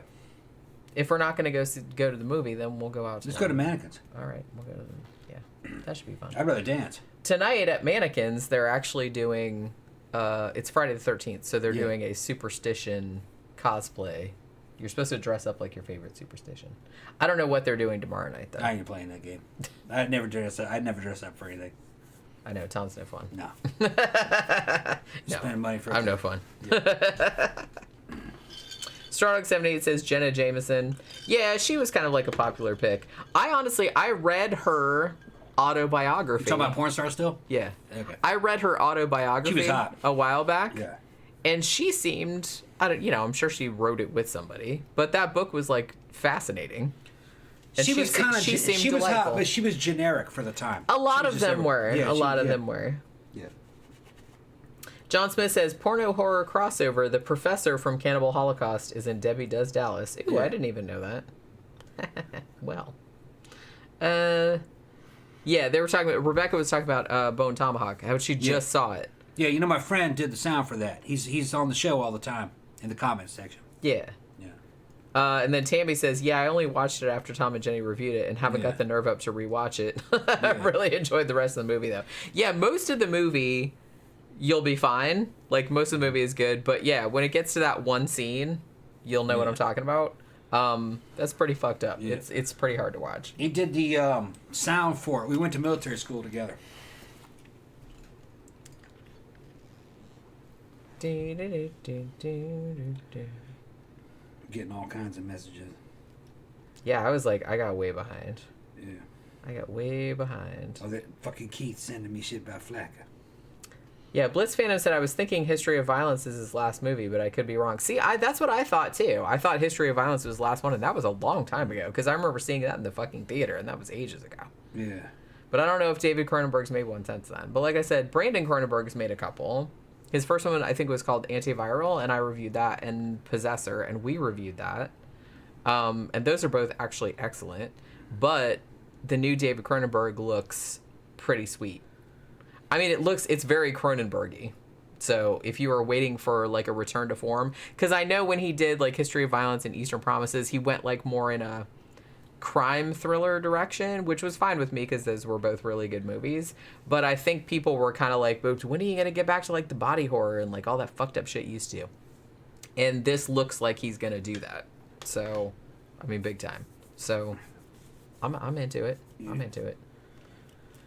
Rando question, says Gramthars. Yeah, we need to get the... did you ever figure out how to get the software together so we can have him on? I want to have Brian on. I didn't know I was supposed to be doing that. Yeah. We were on the show and I said that. Figure out how we can have a fucking video. Yeah, but you guys. say a lot of things on the show, and I didn't, and I don't. Okay. Yeah, I don't remember Okay. because a lot of things you say and you don't like. All right, we're gonna hook that shit up like we did for AGP and some of the other guests we had years back when we had guests. I want fucking Hackett to fucking I want Brian Hackett to come on as a guest. We went to military academy together, Southern California military academy out in California. And we grew up in the military academy. It was a fucking great school. Fucking, we have all good memories of it. And he worked on Bone Tomahawk, worked on VFW. He worked on a new Gina Carano flick that's coming out. Worked on that last one, Shut In. He knows Crussell. He worked with Crussell on fucking mini shows. He was on fucking I think he said he worked on fucking Escape from L.A. And he did sound for a lot of fucking movies, and he has a lot of good information. You know, I'm never gonna get the dude to fucking say anything to get himself in trouble, but we talk offline all the time about certain things, and I haven't seen the new fucking Batman. I said, dude, I want to see the Batman. He's like, fuck the Batman. That's gonna suck. And it seemed like the fucking audience just mostly liked it. So I think he called the Batman wrong. But the movies that he worked on, I fucking liked every one of them that he worked on. He'd be a good guest. I haven't talked to him since I was a kid. He's not face to face, you know. But we got to get this program set up to do that. I'll ask him. I'll contact him when the show's over. Find out exactly what he's on. If he's on a fucking PC or if he's on a fucking cell phone or whatever, and see what it is that we Well, it's can not do. so much that. It's like, what platform does he use? Does he use Right. Skype, or does he use like Right. fucking I'll some find other out. shit? I'm gonna find out from him what he uses. I kind of feel like a lot of people don't even use Skype anymore. They use like Because or Zoom or whatever. 13 o'clock, we do have some Hollywood inside action. Okay, fucking some of my ex-girlfriends are fucking Hollywood. They're famous in Hollywood. Got friends that are famous in there. The movie scene is a scene that will fucking be around for a long time. Hollywood, as you know it, I think is kind of a dying thing. It's now being spread out across the United States and the world. Movie making will always be movie making. But the old studio model... Come on, man. Come on, man. That sounded like Joe Biden there for a minute. It's just, they don't need to make as many of them as they used to. I mean, because television, cable, and then the internet and everything, you know what I mean? It's fucking, how are you going to compete against that?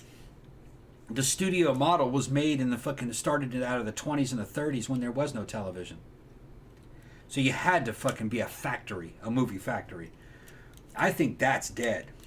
Why waste all your time making all those damn mediocre movies? Because fucking face it, most of them are mediocre. Why not fucking concentrate your efforts on making 5 really good movies a year per studio? That's all you need. Then you'd make billions probably just off those movies. See what I'm saying? Yeah. Yeah. Because there's so many movies that are made all the time that nobody ever sees them and they're quickly forgotten. Yeah. You know? Mango says the remake of Rabid is very good, but not really like the original. I watched it and I loved it, and I love the original. See, I don't know. I've been like interested in watching it, but I've heard it was good. So, bring it back to Friday the 13th. Totally weird seeing Cronenberg and Jason X. Yeah, that's right. He was in that, wasn't he? Yeah, he shows up in movies from time to time. Who? Like as an David Cronenberg. Oh, okay, yeah. Like as an actor. Yeah. Let's see. Wait. Granthars asked a couple questions. What is the worst horror movie of all time? Ooh. Oh, it's hard to say that. I mean, I keep thinking I'm thinking of like the ones that were on Shitcase Cinema. There was one that he covered on there that I've actually seen that's called Things. It might be Canadian. I'm not entirely sure, but it looked like some people just made it like around their house.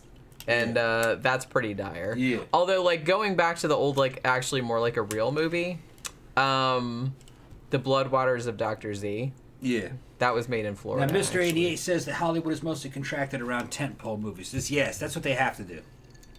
It should be mostly tentpole movies. All those little movies that they used to use as a substitute for television, that's all fucking... Why are they even bothering? You need to have a lot of little studios like fucking with A24. Is it A24 or A22? What's the name of that? A24. A24, yeah. They're good. They come up with little artsy films. And you can play those at AMC just on little contracts. But really, if you're going to play that shit on the fucking big screen, the quality's got to be good. Or nobody's coming. So it's got to go to fucking these tentpole movies or really good independent flicks. None of this fucking bullshit. Well, honestly, studios like Blumhouse have a good stuff. Good. It's actually well, they useful. have a good market going because they're like, look, we're going to make horror movies for the Right. horror market, and they're all going to cost under $10 million. Right. And they almost always make their money back. That's what you do. They almost always make And it. you have that shit hooked up with good theaters like fucking AMC. Like I said, and you go put 'em in niche. there. That's what you got to It's do. gotta be niche. Unless you can make a movie like an Avengers movie that everyone's going to go see that Right. makes billions of dollars, Then don't bother. then go Right, yeah. find a niche Right. that has like enough people to support it and just like make a smaller movie. And there are some movies that I would think that, oh man, nobody will see that, but they did see it. Like, we saw that stupid ass rom-com with that fat girl. That shit was fucking good. It was, yeah. That was good. But it was also promoted right. I knew that was going to be a good movie when I saw the trailers. You know? Yeah. What was the name of that movie? I can't remember now. It was funny though. It was also fucking. It was Rebel Wilson. Yeah, Rebel Wilson, I She think. was riffing on rom-coms. Yeah, it was like a parody. It was a parody. But it was of also like a rom-com in its own right. In its own right, But right, it was yeah. a parody of them too. Right, And yeah. like a really funny parody. It ended up just being a comedy. And I liked it. It was worth seeing. Would I have paid $10 to see it? No. But would I see that on fucking Stubs, AMC Stubs fucking thing where you get to see 3 movies a week? Yeah, hell yeah. Enjoyed it. Yeah, that's why I didn't get too mad about, like, because we saw a lot of fucking stinkers on that. On stuff. Because remember, back in the old days, we used to record the reviews, like, live in the theater, like, after the movies were over. We used to see more movies. We got so sick of that shit. And we kept seeing, so we saw, like, 3 movies every single week, whether there was shit playing we wanted to see or not. And, a lot of that some of the stuff actually turned out being better than I thought, and it was something that I wouldn't have seen otherwise. But some of the stuff was, like, fucking painful. Yeah, some of it was just bad. Like that Holmes and Watson movie. Oh, wow. God. That was painful. There was some of the shit that was surprisingly good. Remember the one that was more like a fucking... It was about gay therapy and the religious people. I was just thinking about that. That one. That one was good. It was. What the fuck was the name of that? I think Nicole Kidman was in that. Was she not? Was Nicole Kidman in that? I don't know. Shit. It was just about a boy. No, that was that. It was a little independent film. Yeah, that was actually really good. I think it was based on a book, actually. Yeah, it was a little independent film. What the fuck was about a gay kid from a religious family got sent to fucking to one of those weird pray the gay away camps. And it's funny as fuck. I mean, and also kind of horrifying. Yeah, and it was based on something that really happened. Yeah, I think it was based on someone's memoir. It was based on something that really happened. What the fuck was that movie called? And that was a good movie. It had boy in the title, I think. And what was funny is that it came and went like it never existed. Well, and it was a good one. I'm used to, look, I grew up in Central Florida my whole life, and I like weird movies. I like indie movies and shit like that. I've just become resigned to the fact that hardly anything that I want to see plays here. Yeah. It just doesn't. It's better now than it used to be because we have like bigger theaters and like at least they'll kind of give a sop to, hey, here you can have this indie movie for like a couple of days, like in this dinky little theater, and then it'll go away. So at least you do get to see it. But back in the day, most of the movies I wanted to see did not play here, so I had to wait till they came out on like fucking DVD. So I didn't get to see a lot of the shit that I wanted to see on like the big screen. And then there was a real fucking stinker, a Keanu Reeves stinker that bombed for him, but I still liked it. It was the one about the genetic engineering. That's right. And his family. I didn't mind that movie. Yeah. It was alright. It bombed though. Fucking nobody saw it. Nobody saw it. Well, it was a little derivative. It was derivative. Yeah. It was kind of like I was going back in time to the 90s and watching the 90s. That's all it was. It wasn't bad. No, I liked it. I liked it, actually. I liked it. It was just, seen it. Yeah, it was kind of comforting, though. It was like, fucking, I've seen these before. I know what they're doing. You know. Didn't we see one that was like a dog movie? Like a terrible, weird Christian dog movie? Yeah, with the dog that talked. The dog and the voice. Wow, that one sucked also. It wasn't a dog that talked. I hate those kind of movies. Yeah, dog movie. We saw a lot of painful movies. We saw Burn the Stage. Remember that with the Korean boy band? We were the only adults in that. What were they called? Not BTK. Why the fuck am I watching this movie?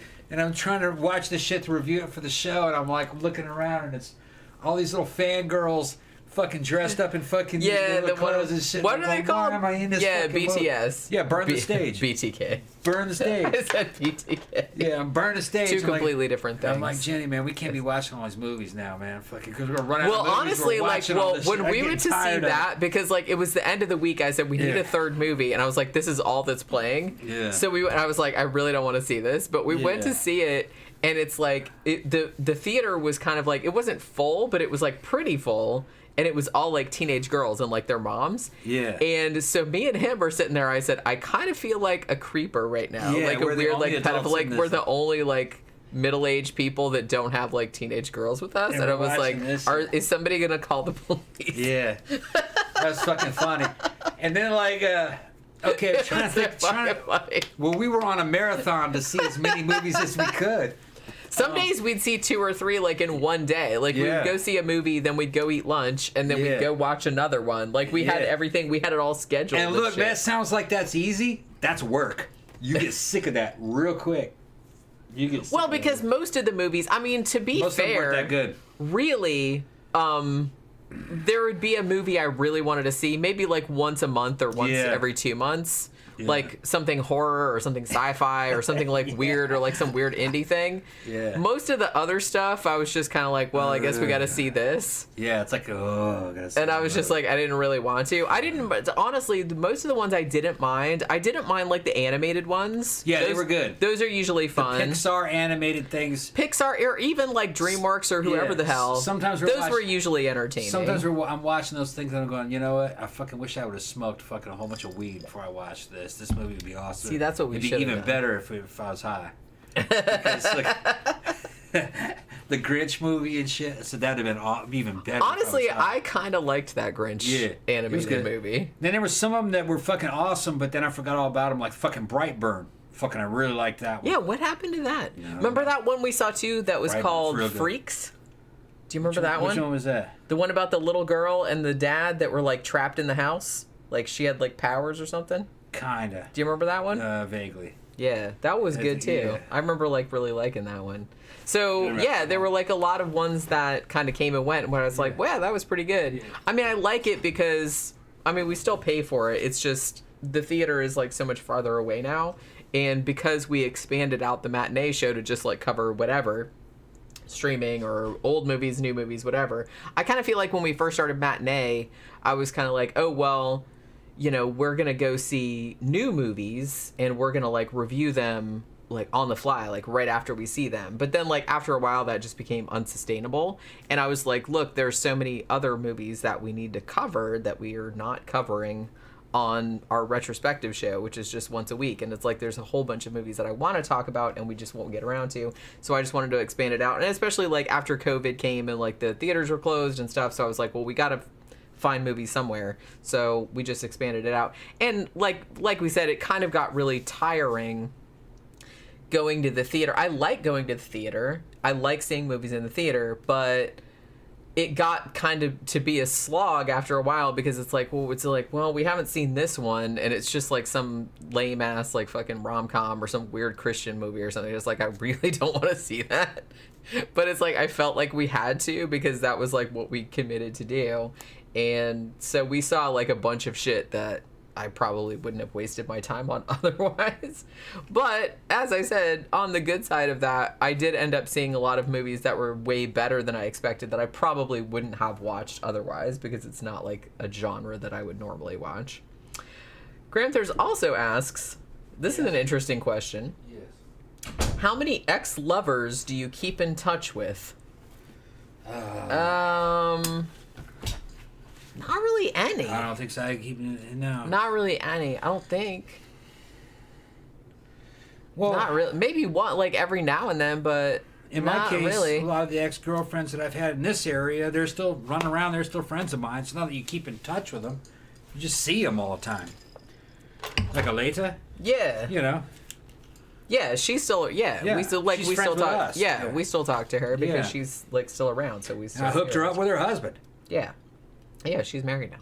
We just saw them a few weeks ago. You got to remember, Gramthars, you're not dealing with conventional people. We don't care about that shit, man. Although now that I'm thinking about it, sleep with everybody and each other all the time. As you know, we. Now that I'm thinking about it, I can't really. Yeah. Think of anybody that I. It's not an issue for us. It's a small community. We all know each other. And there isn't a lot of jealousy because nobody's going anywhere. You're not going anywhere. Okay. It's a sign of weakness if you're jealous. Lars Ulrich said, have you thought about doing a show about the Paul is dead theory? Did we talk about that? From Beatles? The Beatles, yeah. Didn't we do a show? Okay. A while back, we did a show about like rock star or, rock music legends. Did we talk about that on there or no? I can't remember. What did we talk about on that Here's show? the thing about the Paul is dead thing. I gotta pee. That might actually kind of fold in with backward masking. Because that's part of that. You're getting some ass on you, girl. What? Yeah, I'm just now getting you're one? getting some ass on you. I never had an ass. You see, that's what I'm saying. She's walking around looking, What you doing, Pokey? Yeah, the whole Paul is dead thing, a lot of that has to do with the song Revolution 9. And then, him walking across fucking Abbey Road with his fucking barefoot in his suit and the whole Paul is dead thing. I don't know if that could fill an entire show. That subject isn't that big. But that particular subject might fit well on a backward masking show.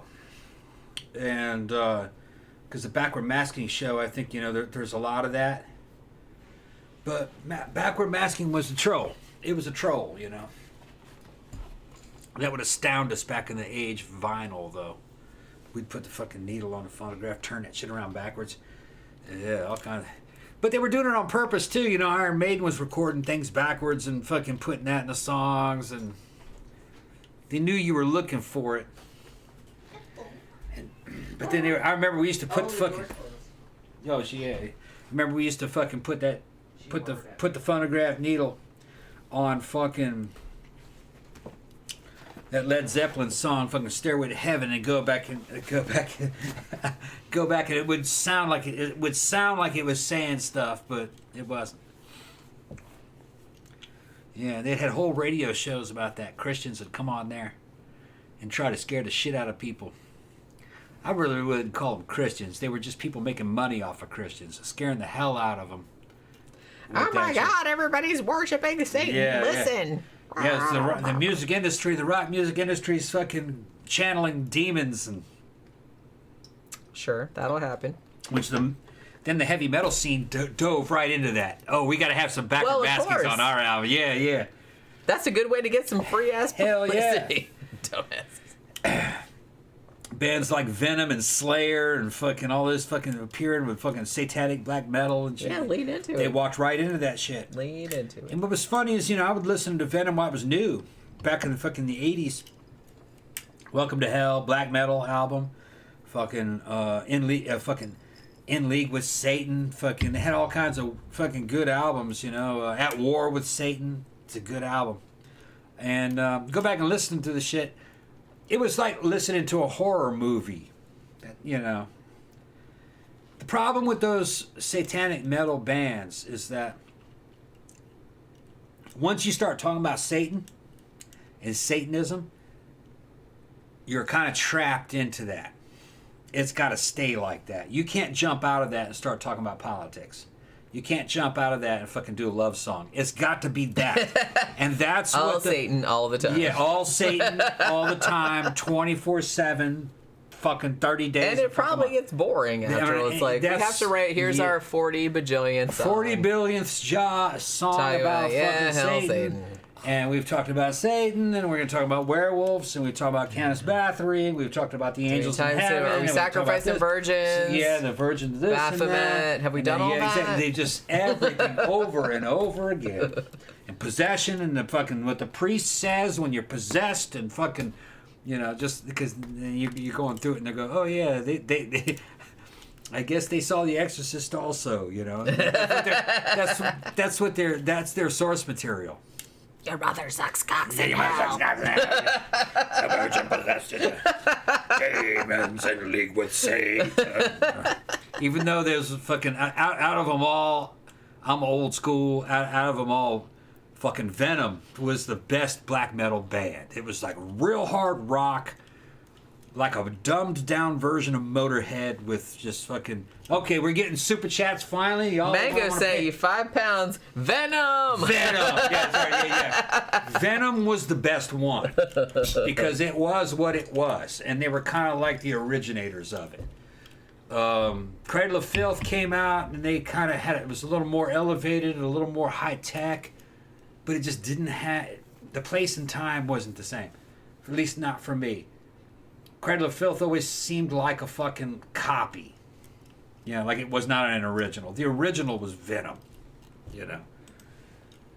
I mean, that's the thing. It's kind of like, I don't know. I don't mean to cast aspersions on people that do black metal or death metal or whatever, but it is a bit of a narrow genre. Yeah. In that way. Yeah, so once you kind of get, there's only like a limited amount of approved topics you're allowed to like write songs about. What are you gonna do? I guess you're gonna have a fucking song. You're gonna have an album with a fucking pentagram and the devil's face on it, and you're gonna have fucking all these songs about what's happening in hell and what happened in heaven in the past and the war between the angels and the demons and fucking what happens when the fucking child gets possessed and the sacrifice of the virgin and this and that, and then all of a sudden you're gonna fucking make a love song. It's not gonna fit. And then all of a sudden you're gonna complain about Republicans or Democrats. It's not gonna fit. You're not gonna none of the earthly topics fit in that now. Yeah. To go outside that, you've now broken character, because it is an act. Yeah. This is theater. All right. And that's the thing that a lot of parents of the older generations, of the boomer generations, you know what I mean, fucking like our parents, you know, they didn't understand that this is theater. Yeah. This isn't reality. This is theater. It's like putting in a fucking horror movie or this, and you know, or they didn't really get horror. They didn't get that. They didn't get that either. Right? Yeah.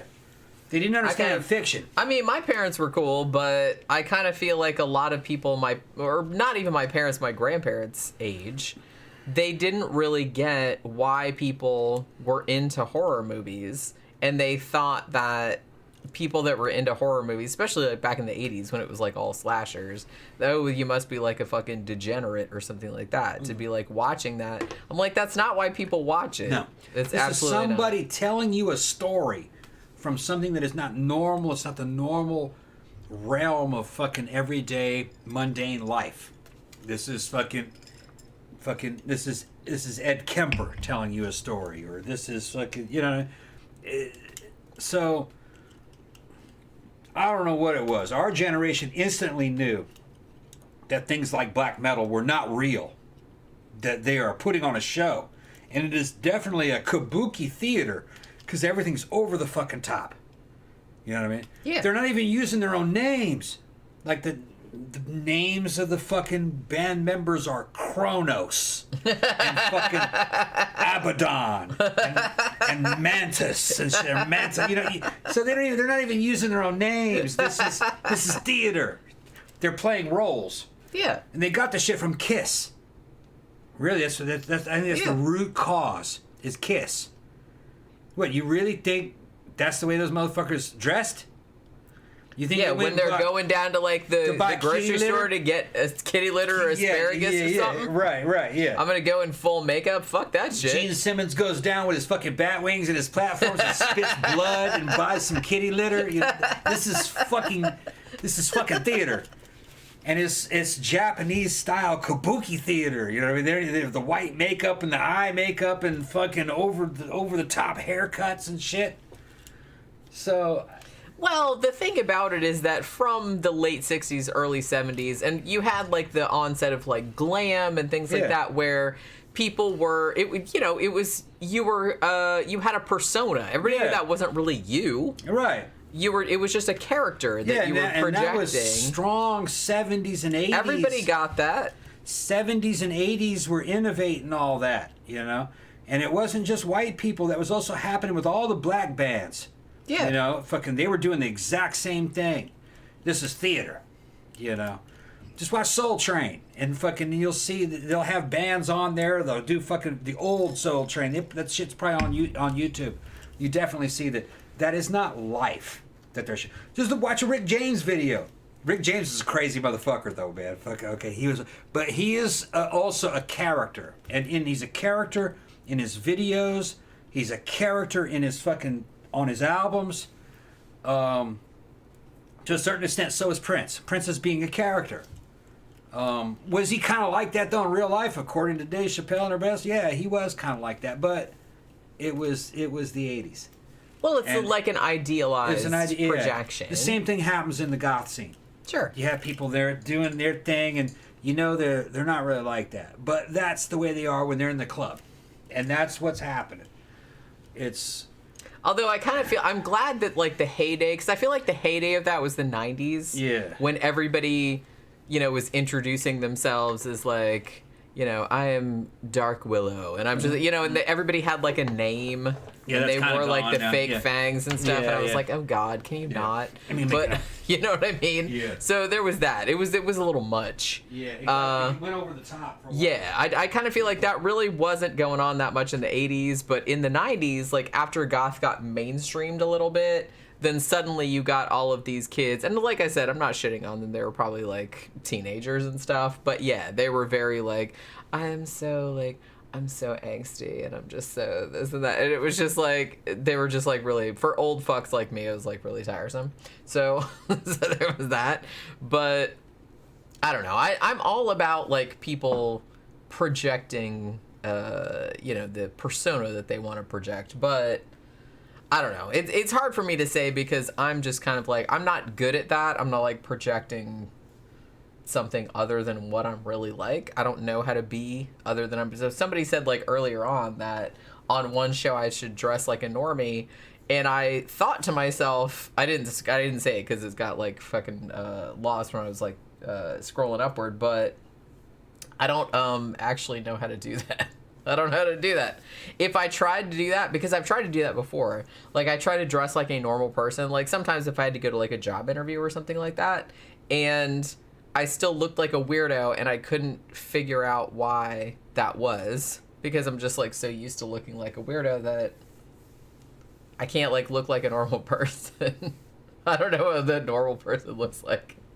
It's just like, I don't know. It's a very weird thing. Slash Fred said, I know that many people now have a distaste for remakes, but the film they should remake is Killer Clowns from Outer Space.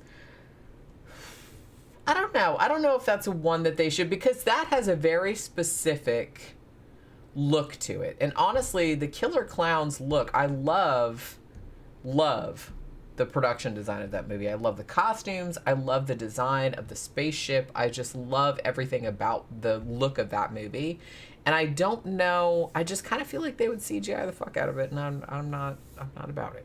Not about it. Not about it.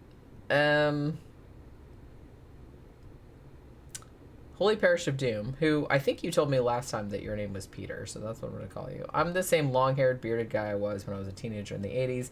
Yeah, honestly, I haven't honestly changed all that much. I was still like a weird punk death rock chick in the 80s, late 80s, and I still kind of look like that nowadays, and I've been like that so long that I don't really know how to do anything else. If somebody told me, hey, you have to look normal for some function or something, I wouldn't have any idea what to do about it. Bundy Data said the heat in Florida will make you dress down. It does. It's kind of like a bummer doing the goth thing in Florida. It can be done because there's variations, but I'm not gonna lie, I do have like a bunch of really, really cool like goth jackets and like outfits and stuff like that I can't really wear like more than once a year because it's so fucking hot down here. Yeah. What happened? Nothing. Oh, it sounds like you lost your connection. That's like you. No, I was that's just the like, I lost the connection sound. No. We don't lose them anymore. We better not, because now not only do we have the cable, but now we have another modem right there. I know. In addition to the one that's downstairs. Boy, we got a lot of people online for this show. Do we really? 32 online for this show. That's that might be a record. That's almost a record. Yeah. Actually, is it? Is it? I have no idea. I don't know. I can't. I'm not on YouTube. I'm going through OBS, so I can't see like how many people. All I can see is us and the chat. I can't see like all the YouTube shit. Mrs. Evans says that we are preaching to the choir. I don't know if they're talking about Kronos and Dio. Yeah. The thing is, though, is that Ronnie James was not a character. He was being himself. But he was great. He was great with fucking... I think he started off in Rainbow, didn't he? I think he started off in Rainbow. Yeah, I think so. And then he went Dio. He might have... Well, he was in Black Sabbath for a while. He was in Black Sabbath, and then he went solo. And Ronnie would... The great thing about Ronnie is that Ronnie fucking wrote awesome fucking lyrics. And he was just a fucking very fantastical little guy. And I'm saying little, he was little. He was only 5'4". Little skinny guy. I think he was Italian American, with a fucking fantastic voice. If you were to hear him on headphones back in the day, you would think this is an 8-foot tall motherfucker, just this god, fucking, you know, you know, going on and on about fucking, you know, in the misty morning, you know, that kind of shit. You know what I mean? Yeah, and it was like very much kind of like when he started. It was kind of like a couple notches above Led Zeppelin. All right, a little bit darker and a little bit more intense. He's great. And poor Ronnie got killed by cancer, just 80 bucks. But everybody who knew Ronnie came out when he died, and all that stuff came out online and talked about what an awesome guy he was. Everybody loved him. Everybody loved him. He sounded kind of intimidating certain times with Dio, you know, fucking almost like some kind of a, I don't want to say satanic. It did kind of have that flavor at first, but then when you really paid attention to his lyrics, it was more mystical. He was into mystical stuff. In the end, positivity and a lot of strength. Great vocalist. And the poor guy got whittled down to nothing. And fucking, we've had friends die of cancer. It's just fucking sad. Cancer's a fucking bitch, man. Yeah. It really is. It's killed 2 of our friends this year. Very, very young. Both of them beautiful young women. Young. Yeah. Kaylee. In their 30s. In their 30s, yeah. Kaylee got killed. And Amber. Yeah. And they were both hotties. Just out of nowhere. Got them. Yeah, I mean, sad. It's fucking... Yeah. It's pitiless. That's what sucks. Kaylee was cute, but Amber would have been like a fucking poster model for goth clubs. That's that, you know, it's cute. You don't believe me, I'll show you. Yeah. I think you showed a picture of her before, right? Yeah. But we're gonna show it to this. No, I was just saying. I thought we. Yeah, a long time ago. Because she died a couple. I mean, we knew it was coming. And she looked good, and we knew it was coming. We knew it was coming, and she looked good her whole life. Because we have another friend who has breast cancer. Yeah. And she's older. She's our age, and they were doing chemo together, like her and Amber. Amber had, I think it was it stomach cancer? Yeah, Amber Belko. That's what my grandma died of. That was Amber, and she died, and she looked like that when she died. Last time we saw her, a couple weeks later, then she just died. Yeah, we saw her not too long ago. Yeah.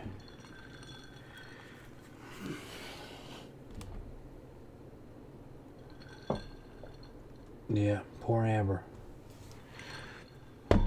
So it doesn't just strike down old people, you know. Well, yeah. I'm trying to see a picture of Amber just real dressed up, just decked out, to get an idea of who it was. All her stuff's online. It's so sad still. Yeah, I mean, she didn't die that long ago. Like I said, we knew it was coming, but then, like, we just heard about it, like, not too long ago, when I was like, that's a bummer. We just saw her a few months ago at Memento. Yeah.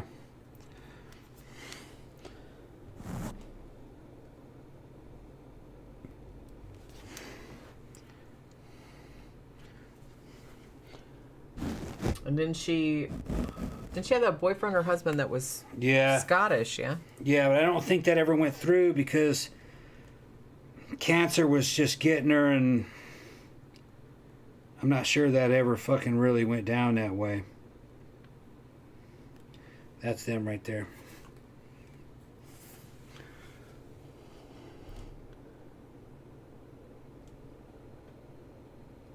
I don't know if that camera's picking it up.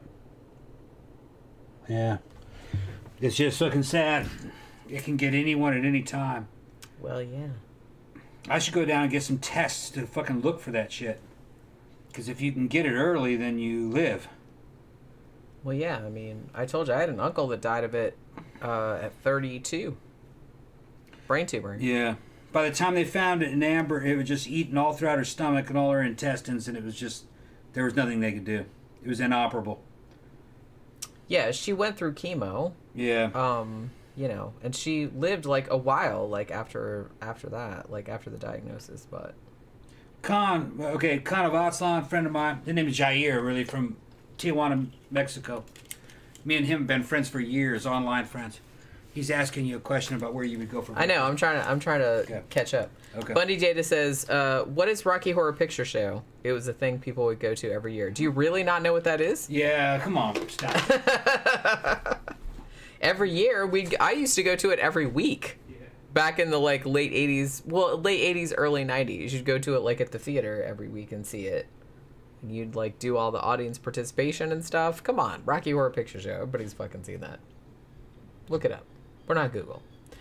Khan says, Jenny, which country would you like to go on vacation to and why? A place you've never gone? Oh gosh, there's lots of places. Honestly, I always wanted to go to France and I always wanted to go to Italy. Those are probably like the two main ones. I say France is fucked up right now. Well, okay. Yeah. Anyway. Out of the two, I'd go to Italy.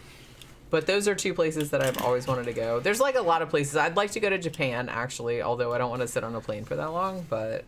I wouldn't mind going to Mexico. I'd go to Mexico City, go to the goth scene there. There's tons of places I want to go, Yeah. to be honest with you, but... You know, like I said, I've been to the UK, but that's about it. Been to England and Wales, and that's about it. I was planning on going to Italy, but I never did get to go. So Yeah. that's probably like the first place I would go. But I would like to go to France too, and Germany also. I'd like to go to Germany. Mago says the best lineup of Sabbaths when Dio was the lead singer. Well, there's a lot of good Ozzy there's a lot of good Ozzy in the Black Sabbath period. They were both really good. They were just very different. Very different. Bundy Jada says, I want pink sand and the tropical swimming pigs. I don't know what that means. But you're like into tropical shit? Okay, well, I was born and raised in Florida, which is tropical as shit. It's all beaches and palm trees and shit like that. So I'm kind of sick of that shit, to be honest. When I go on vacation, I want something different. I want to go to like a big city, or I want to go to like some mountains. I want to see some snow. I want to see something that I don't usually see. Because like I said, I know like most people like, oh, beaches and palm trees, but it's like I see that shit every day when I was growing up. And it's cool and everything, but when you grow up around it, it's not as enticing as it is for other people. Yeah. Like, so for me, I'm just like, seen it. You know what I mean? I'm going to go somewhere like different. They're asking about the coof shots and fucking... No, Amber and Kaylee were both sick long before the pandemic hit. So coof shots didn't have anything to do with it. Yeah, both of them were... They'd been sick for years. They've been sick for a really long time. Yeah, they both got struck when they were young. Which is fucking... You guys don't realize how young they were when you knew them. When you know them from the club and you're hanging out with them. And Kaylee was like our little daughter. We would take her out all the time. Man, we used to pick her up. Like I said, we used to pick her up every fucking week. Like when Venue 13 was at that place that's a Chinese restaurant now. Yep. We used to pick her up every week because she didn't have a car. Yep. And we used to pick her up every fucking Friday. She was this little bitty goth chick that used to dress like a fucking kitty cat. And she was just real fucking cuddly and fucking, I do think she's one of those. And, well, she was real small. yeah, so little was bitty, yeah. And I'll probably show pictures of Kaylee. And just out of the blue, dying of fucking intestinal cancer. Inoperable. Once they found out, she was dead about a year or so later. And her little ex-boyfriend was Little Swole, who's a friend of mine. They had broken up, but once all this shit went down, he'd call her every day. He walked her right up to the fucking gates. He loved her, man. He loved her. Yeah. He loved her. She apologized for kind of fucking him over in a certain way, but which she kind of did. But I don't know, she was though. young and dumb. Yeah, Little Swole can be a fucking pain too, but he did care about Well, her. and she was mostly Mostly into girls. Yeah, she's mostly into girls. I mean, she would sleep with dudes sometimes, but it wasn't really her bag. Yeah. She was mostly into girls. Let me see if I can see. I mean, she was married for a while. Yeah. I mean, her wife, Laura, was actually, like, pretty awesome. Yeah. I liked her. So, Yeah, that was a shitty situation. And like honestly, I was thinking about it the other day because I was like, shit, man. That's what we're talking about. That was Kaylee. And that's pretty much what she looked And like. she looked just like that when she died. Yeah, pretty much. I mean, she was 34, I think. Yeah. Yeah. But she looked real young. She was very, very small. Yeah, we're talking about little like, tiny, like 4'10". I mean, I'm short. Yeah. But she was like super short. She was like way shorter than me. She was. Yeah, 4'10", 4'11", something like that. Yeah, Tiny, she was tiny. half Mexican. Yeah, tiny girl. Mexican Irish girl. But I was just thinking about how many people. You know why I thought of this? Because our friend Amani, she said, oh, the other day I was like on Facebook and I was like clearing out my friends list or whatever, as one has to do, like on Facebook every now and then. And she's like, while I was doing it, I realized how many people on my friends list had died. Yeah. And I was just and we're old, but we're not that old. And a lot of the people that we've known that have died have been like young. Yeah. Which is weird. That's all of us right there a few years ago. That's back when I had hair. Back when you had hair. Yeah. How long ago was that? Probably 6, 7 years? 6, 7 years, something Yeah, like that. that's Kaylee up front. Look how little she is. And I'm a short little fuck. Yeah, and I'm only 5'2", 5'3". Yeah, Janie's wearing high And I'm wearing platforms right there. So yeah. And so is Kaylee, though. Kaylee's wearing platforms, too. Remember, we gave her a bunch of little platforms and shoes and shit. Yeah. And Kaylee was probably about 4'10". If that. If that, yeah. She was a tiny person. She was a tiny person. But it's just, I don't know, it's just weird that, and like I said, I know we're getting, like, I'll be 50 in September. Yeah. But nowadays that's not that old, but it kind of occurs to me that a lot of people that we've known that have died young. Younger than us, yeah. I mean, the weird thing is, like, motherfuckers our age are still fucking kicking. Yeah. We go out, and a lot of the people that we know, some of them are older than we are, and they're still going out and drinking and fucking doing what I'm dancing and shit like that. We know a lot of people our age and older that are still going out, but like a lot of younger people, not super young, but in between, like in the 30s. Yeah. Dying. Weird. It's weird. It can come at any time, Jan. That's why I talk the way that I do. I know. Yeah. Well, yeah, I understand that. I understand that. Gramthars says, life is full of loss. All we the living can do is enjoy the moment. Yes, exactly. You enjoy everything to the maximum. You die like a fucking Valkyrie if you're a woman, and you die like a fucking Viking if you're a man. Just go headlong into it because it's all just temporary anyway. It's all just temporary, and we just join all those other people in the past. That, you know what I mean? It's just, it's a natural way of things. Like Yoda says, that's just the way of the Force. You know, no one can resist it. I mean, it's not fair. Nothing's fair. No such thing as fair. No, there's not. Gramthars says... It's also not fair that you live forever, because you have to fucking make room for new things. Now, you can live longer.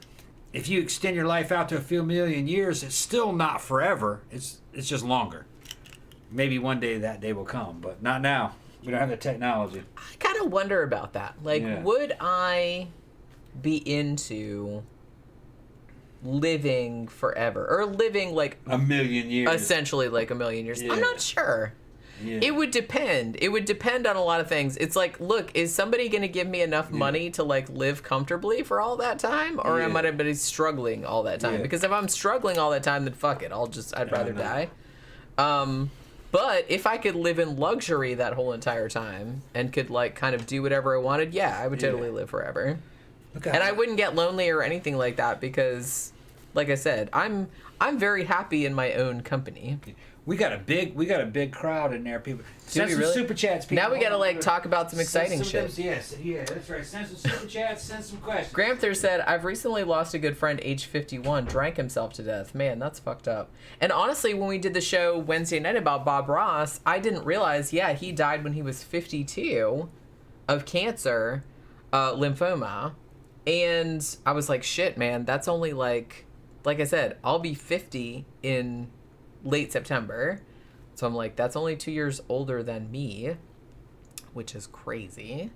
But, man, getting old is like fucking weird. It's fucking weird. And to be honest with you, I'm just like, I'm kind of scared. I'm kind of hoping. I mean, I feel fine. You know? But shit, I don't have any insurance. I don't have anything. Plus, I'm not a big fan of like going to doctors. Especially, I don't like going to doctors unless I feel like I'm super dying. Like, you know what I mean? I have gone a few times when it's just like, okay, something is really, really clearly very wrong. But most of the time, I'm just kind of like, it's all right. I'm not, you know, it's fine. So I'm kind of like getting to the age now.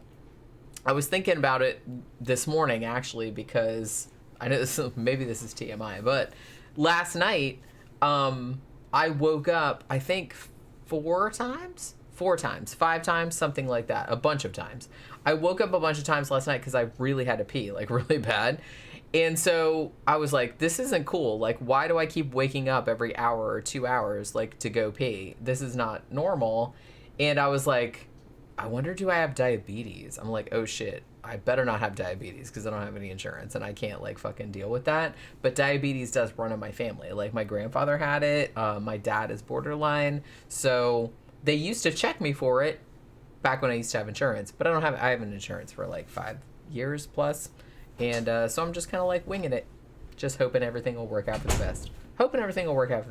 For what? Because I don't have any insurance. Oh. You had to work out. That's what I'm saying. Just hoping everything will work out. Gramthars says, dust in the wind, my friends. Yeah. All we are is dust in the wind. Oh my God. Tammy said, my son died of a heart problem at age 11, and my gram lived until she was 3 months away from 102. Life is weird. Yeah, there's really not... I kind of feel like that's probably why I came to like atheism as a very young age, because I'm like, look, there's no rhyme or reason to this. It doesn't have anything to do with whether you're a good person or a bad person. It doesn't care whether you're a child or whether you're an old person. There's really not... Yeah, you can do some things to stave off certain things. Yes, you can.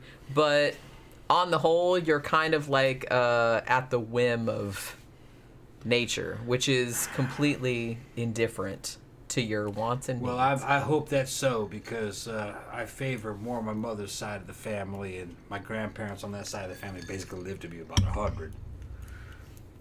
So hopefully I'll fucking live. I'm kind of hoping. They lived Well, to be about 100. honestly, I'm kind of hoping that I lean into like my mom's side as well, because even though my mom's side of the family tends to being overweight, obviously, but they do tend to live quite a long time. My maternal grandmother is still alive. She's in her 90s. She's had a stroke.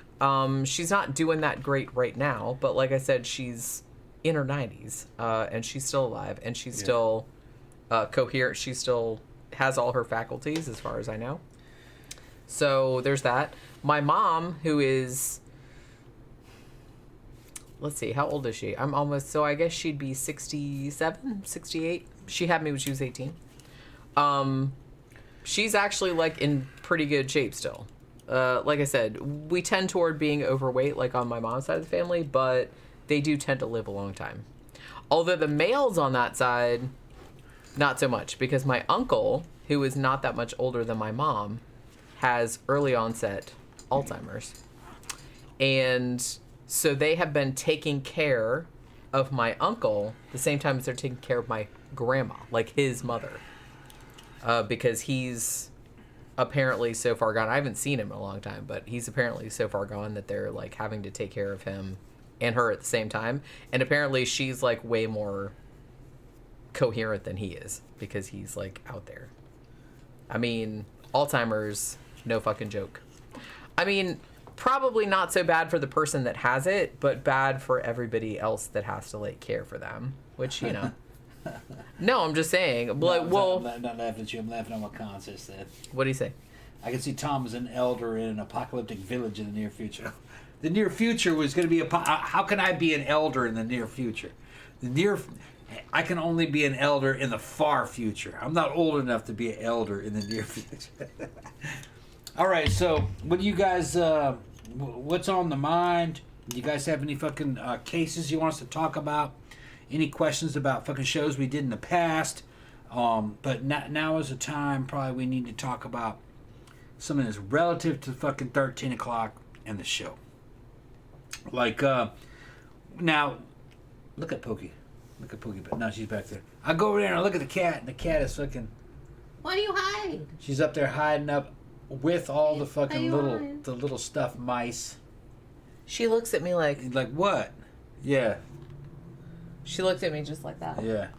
I don't know about you, but I'm getting hungry. How long have we been streaming? Only 3 hours? No, 2 hours and 20 minutes. 2 hours and 20 minutes. That's okay. all. Okay. So in a half hour, it'll be a fucking 3 hours. Okay. Yeah, calm down. Okay.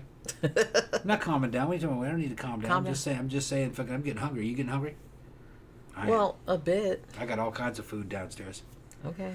Make an omelet or something with gravy. Don't put gravy on the shit. You want gravy on it? You like No. Southern gravy? I like gravy on it. No. That's I I don't like a want I solid don't I don't want all that gloppy stuff on You don't my like gloppy? food. I don't want all that gloppy stuff on my food. Listen to I don't want all that gloppy stuff on my food. Okay. Mr. 88 says, one of my grandmothers worked full-time until she was 90 and only Yeah. retired then because she was forced to by her family. My Yeah. great-grandma was kind of like that. I mean, she lived alone until she was in her 90s.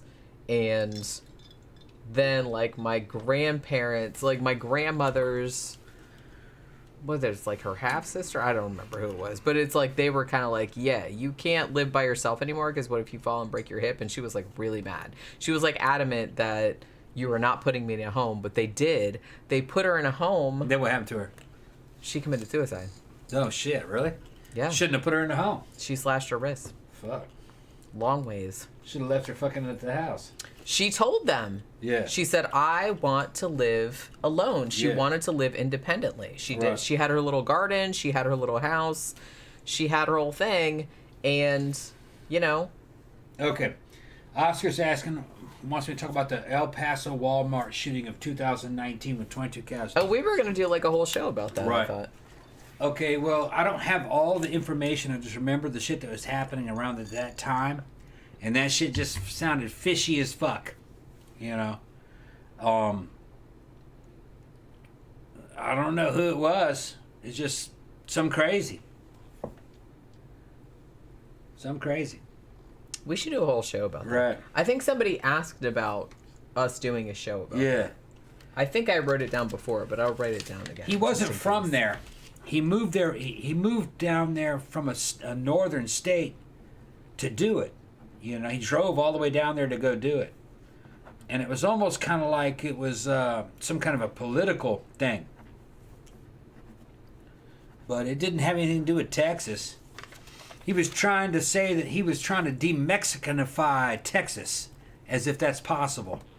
Texas was always half Mexican, half Did Irish. he take a history class? He didn't or take a no? history class. What the fuck is this dude talking about? Okay. It was originally Typical. conceived. Texas was originally conceived from day one between the business merger of two powerful fucking cattle ranching families. One of them was Irish American. The other one was fucking was Mexican. From day one, Spanish Mexican. You It's know? so weird to me that like Right. people talk about Right. like, When you say Mexican, that's some. I grew up in Brazil, all right? I know the fucking truth about Central and South America. That's all a mixed population. And fucking Mexico was part Spanish at the time. Because, you know, since the 1500s, there was Spanish in there.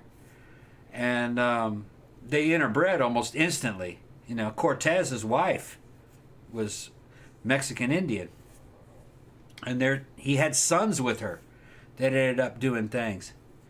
And just the more you get towards big cities in Mexico, the more Spanish they kind of look. It was always a mixed population, even in Mexico. So you're talking about the creation of Mexico was a merger of Irish and British and Indian and Spanish, all in that place down there. Those were other times. And for some reason, they got people up north that don't know the South very well. And Texas is part of the South, but up north and maybe out west, They think that there was racial purity in America, in all of America since day one. No, it was always mixed. Always. People were marrying each other from day one. It's just what happens in Well, nature. as we mentioned earlier, everything is always a lot more complicated. Right. They're trying to simplify it. And like, I get why they do that. Like I said, you know, in school curriculums, it's like, look, we got to cover this, that, and the other thing. Like, fine. They'll, like, just scan over stuff. But everything is a lot more complicated. Than it seems even like the stories about American slavery have been oversimplified. About how, well, the Civil War was because the South supported slavery. No, not really.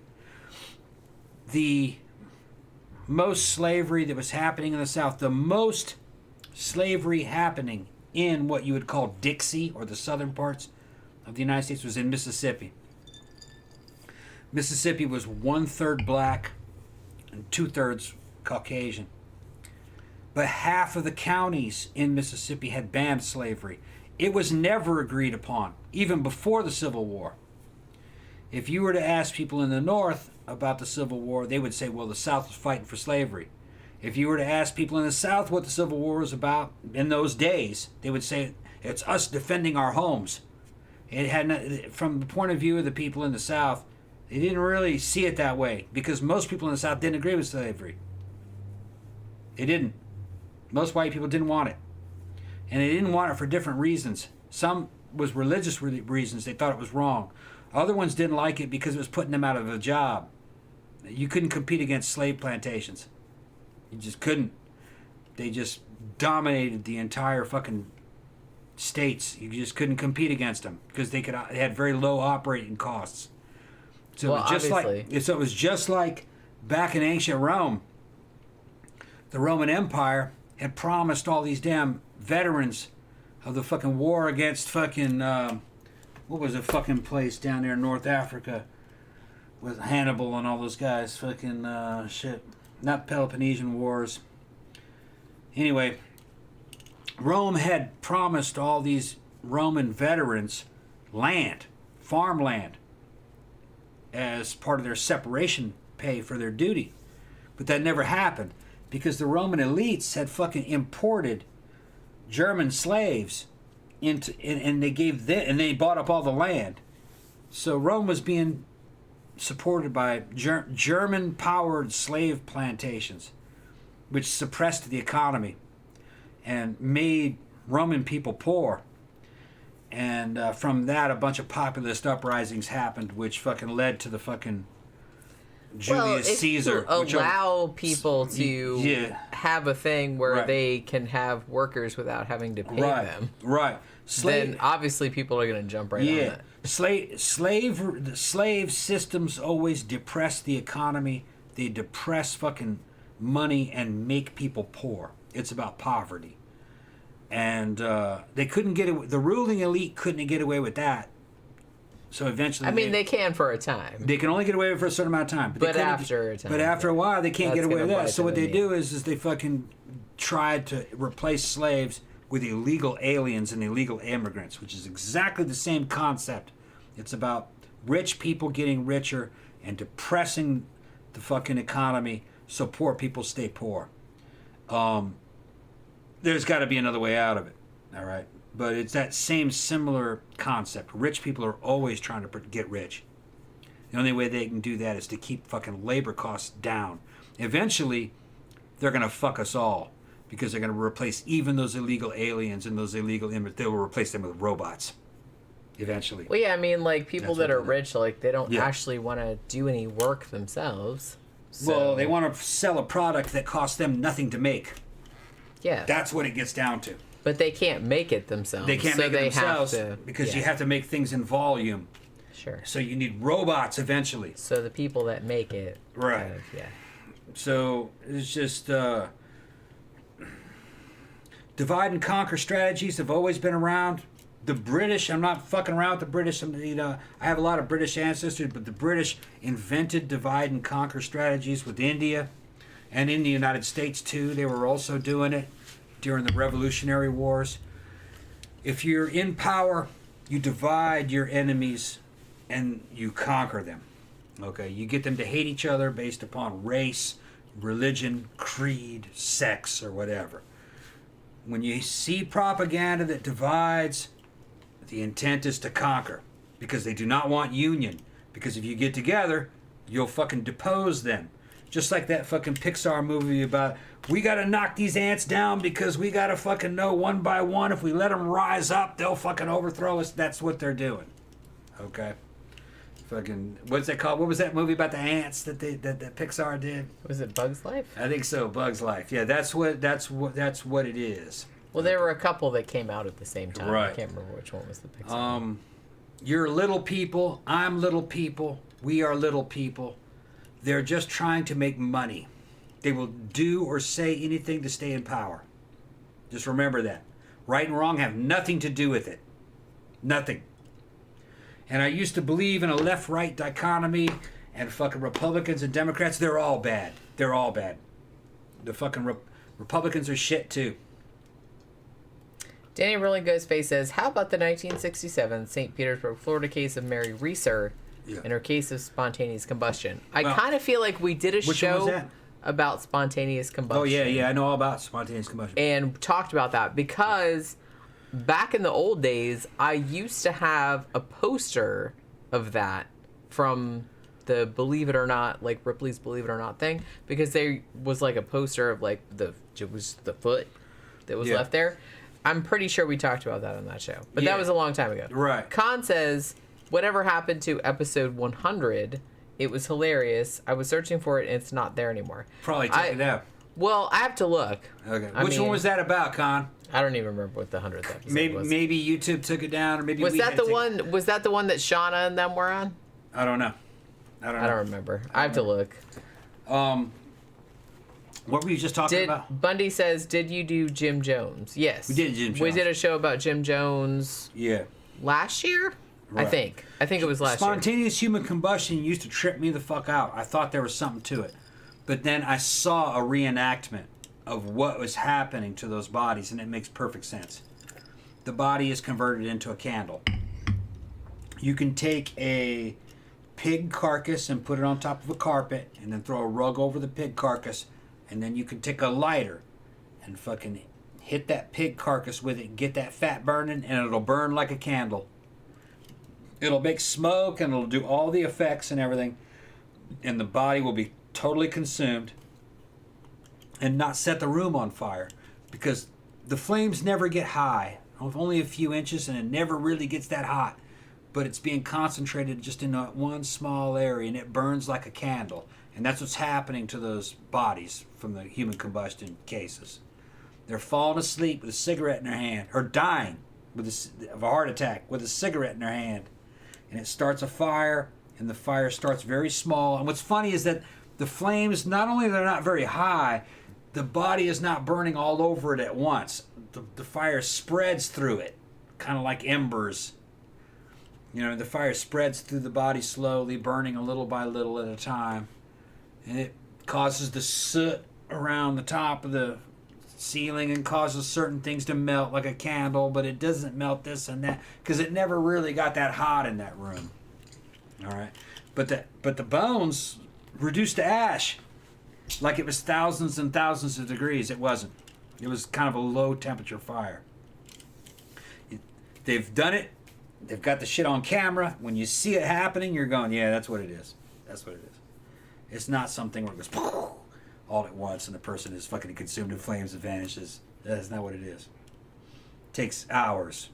It does. 6, 7 hours of it just sitting there smoldering. I mean, it's freaky looking, but yeah, it's not as freaky looking. As when you see it going, appears. And then the flames they never really even get above 6 inches high. You know, and it's only in certain parts of the body, just spreading across of it. So it's not even very impressive to see. When you see it, you immediately recognize what kind of fire it is. You go, oh, I've seen that all the time at the campfires. Gramthars is asking some more random questions. Would you ever work as correctional officers? No. No. No. I wouldn't mind doing forensic work. Yeah. Like after the fact. I wouldn't mind doing that. But correctional officers, as in dealing with actual people and dealing with... Yeah, no thanks. No thanks. But like I said, I wouldn't mind doing like some forensic science kind of work. I'd be into that, actually. But otherwise... Top Gun 2, must see or must avoid? Gonna say, okay, we saw the trailer. If you're talking about Top Gun Maverick, which is coming out later this month, I saw the trailer for it, and it looked, well, I'm not a big fan of the first Top Gun movie, because it's not really my kind of thing, but this one looked, I was like, well... This looks like more of the same. This looks like the Top Gun movie from the 80s. So, okay. And, like, Tom, I'm sure, wants to see it. So I will probably end up seeing it. It looked pretty cool. It's not my preferred genre, obviously. And everybody knows I'm not the hugest fan of Tom Cruise. Not least because he's a Scientologist, but there's other reasons, too. But it looks okay. It looks kind of like the same tone as the first one, which is fine. It's fine. So we will probably see it at some point, because I kind of feel like Tom wants to see it. So we probably will. Best songs for Boom Boom Time. Ooh. Okay. Gramthars is asking about Top Gun 2, like the new Top Gun movie, I'm assuming. No, he says must see or must avoid. That's I must see. Well, for us, must see. We gotta see that one. Well, for you, must see. Yeah, I'm just kind of like, yeah, it looks like the old one, which, like I said, I'm not a big fan of. But okay, but we'll see. It's Tom Cruise movie, and this is supposed to be one of Tom. He's gonna smirk his way through it. It'll be fine. See how Jenny does. All right. It looks cool. I understand Tom. I understand Tom. I understand how he is. Okay. It's the Tao of Tom. Yeah, I'm one. Other Tom, people named Tom. Right. That's right. I understand. You guys have a whole like thing going on. It's a short white guy named Tom thing. Okay. It's a short white. It's a very specific demographic. Yeah. Guarantee you, if I were to meet fucking Tom, if I were to meet Tom in the right circumstances, the short guy thing would kick in and it'd be all right. And then I'd want to talk to him about certain things, and I'd ask him about Scientology if you want to talk about it. We talk about motorcycles. We talk about movies. I think me and Tom probably get along. All right, probably. Oh, I don't doubt it. I probably get along. I don't doubt it. All right, because I'm not real superficial when it comes to. I understand the hype that was behind the Tom Cruise accusations. I'm trying to see it clearly. All right, and trying to put myself in his shoes. I'm trying to empathize. But the thing about Tom Cruise, though, since you said the word superficial, is that to me he seems nothing but superficial. Like there's nothing behind that. No, I think there is something behind that. Maybe, but it doesn't seem like it to me, and that's really off-putting. Graham and I, we came from the same drama school. He's doing he's being in character. He's doing the Tom Cruise. Right, I get that. Like I've seen other actors do that, but I still feel that there's something else behind that. Tom Cruise, I don't feel that. He's in his groove and he's delivering to the camera. That's his job. Okay, so, but anyway, getting back to what I was getting to. Tom Cruise's career really was built on Top Gun. So the way Tom is, I understand he demands excellence from himself. If there's gonna be a revisit to that character, it's got to be a magnus opum. You know what I'm talking? Magnum opus. Magnum opus. I'm drinking. Yeah. It's got to be a magnus. I am too, but magnum he's opus. going to have to fucking come back and blow everybody out of the water. This movie should have been released a couple years ago, but he said no, we're not going to release this during the pandemic. After, okay, so and they tweaked a bunch of shit. I have a feeling it's going to be great. Just saying. We'll see. I mean, the trailer looked good. I mean, it looked pretty good, but it looked like the first one. Well, that's what people would want. Yeah. And like I said, I'm not a huge fan of the first one. I was just kind of like, yeah, that was all right. I liked the first one. The first one was a fantastic recruitment tool for the Air Force. A lot of people fucking joined the Air Force because of that. It was. All right. And it wouldn't surprise me if CIA was involved in that, or Air Force maybe coughed up money to help that. As Well, yeah, they probably did. They probably did. They weren't above that. I've actually heard guys from Russia say that Top Gun movie at that time increased fucking recruitment in Russia. That's how much they liked that movie in Russia. Can you imagine watching a movie and then saying, I'm going to sign my whole entire life away because of a movie? No.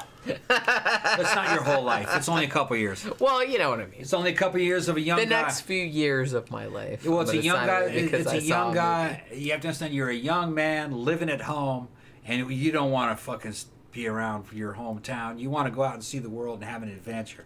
And there's a bunch of different ways you're going to go. All right. That movie gets you to go, I'm going to join my Air Force and my nation. Now, did they end up being pilots? Fuck no. They didn't have the math skills or the fucking... You can't just jump into the cockpit of F-16. You're going to have to be a scholarly motherfucker. They don't let any dumbass get in there. No, you got to be a fucking damn scholar and fucking know everything about avionics and fucking mathematics. And at least back in those days, I don't know if the standards are that high now, but back in those days, they were fucking scholars. To be, you had to know your shit before they'd ever put you in a fucking cockpit of a fucking F-14 Tomcat or a fucking it's like, do you know how much these Eagle or planes F-16 cost? They cost too much goddamn money, you know. And but they joined and ended up being the crewmen that fucking strapped the bombs on the bottom and kept shit fucking running and fixing computers, which is just as honorable. They need an air crews to do all that stuff, and they have fun too. And actually, I think Tom Cruise's character was not Air Force but Navy, okay, because the F-14 was a naval aircraft, and Navy needed those kind of guys. And my dad was in the Navy. He was on the USS Yorktown as an electrician, and it's just a floating fucking city, you know, of dudes trying to keep the fucking aircraft carrier moving. And in those days, that was a hell of a fucking weapon system. I don't think it is now. Hypersonic weapons, like what the Russians have, and fucking blow that aircraft carrier out of the water. It hasn't happened yet, but if fucking China invades fucking Taiwan and we get in the middle of that, it'd be the first time we're going to see a fucking aircraft carrier battle group go to the bottom of the ocean. Well, I wouldn't get involved in that. Aircraft carriers and aircraft carrier battle groups are only to be used against the third world. You go against a first world country, you're going to get your ass fucking sunk. Expensive weapons will sink you right down to the bottom. Alright, so... But... I think Tom Cruise probably did real well on that movie. I got a feeling that that's going to be a good movie. The Fallouts... not Fallouts. The fucking... What was... Mission Impossible. Mission Impossible. That last one, fucking... Rogue Nation and Fallout, nothing. They were great. I thought they were good. I did like Mission Impossible. Every bit as good as the new James Bond movies. Now each one, they're like. Although I can't remember a single thing about it. Yeah, they go by so quick. But, you know, like 1, 2, and 3, they were all movies of their times. But the later ones, they're just like the new James Bond movies. I thought they were great. Ethan Hunt, he's a good character. Mr. 88 says, first true crime cases, Jen, have you read The Killer of Little Shepherds? I have not. Worth a read and a show, as I doubt any of your viewers are familiar with the case, and it is very interesting. Okay, I'm going to write that down because I will look that up later on, and maybe we can do a show about it because that sounds really good. I have not read it. But most people in there are saying that fucking it is a must-see. Gotta see Maverick, gotta see Mango Badger, Rebecca Dunn, yeah. I think so too. I mean, we're going to see it. Yeah. I wrote it down. Gramthars also asked, I tried to answer this question, but I couldn't think of anything. One of his last questions was best songs for Boom Boom Time. What? Who's asking this? Gramthars. Oh, I don't know. You don't need music to have sex too? Yeah, I don't really get that. I wasn't really like, I was never like a real big like music to have sex to person. No, this shit just overtakes you. And you're like, I'm going to have to get some of this. And then the woman's going to be like, well, okay, all right. That's how it goes with songs. Yeah, that's usually how the woman goes. Yeah, okay. All right, okay, all right. If you must. If we have to. Yeah. Aw, poor Tom. Yeah. Y'all don't want to know like what kind of music I'd like want to. Yeah. It'd be like whole. Khan says that fucking Young Guns 3 is coming out. I didn't even know that. Wait, did they even? I make didn't even know there was a I didn't two. even know there was a second one. Yeah. I saw the first one. The first one was good. I didn't know they made a second one though. Shows what I know. Straw Dog says the Army just released a new recruiting ad for people wanting to join PsyOps. Yeah. The fucking Armed Forces of the United States is a fucking joke now. That's all has-been shit. You want some more of this? Okay. Sure, why not? Yeah. You're going to find out real soon that the United States is no longer a superpower. It doesn't have what it takes anymore. It's been long gone. People today are imagining the army of the First and the Second Gulf War. That situation is gone. That was us. Back, I was in during the First Gulf War. Top-notch, world-class military. Just beating the fuck out of a third-rate fucking Middle Eastern fucking country, all right? They were big, but third-rate, all right? We just fucked them up. And people got real used to that. Like, they thought that was the normal situation. That is not the normal situation. And that first-rate army is long gone. Ground to dust in Afghanistan after 10 years. What you got in there now? No.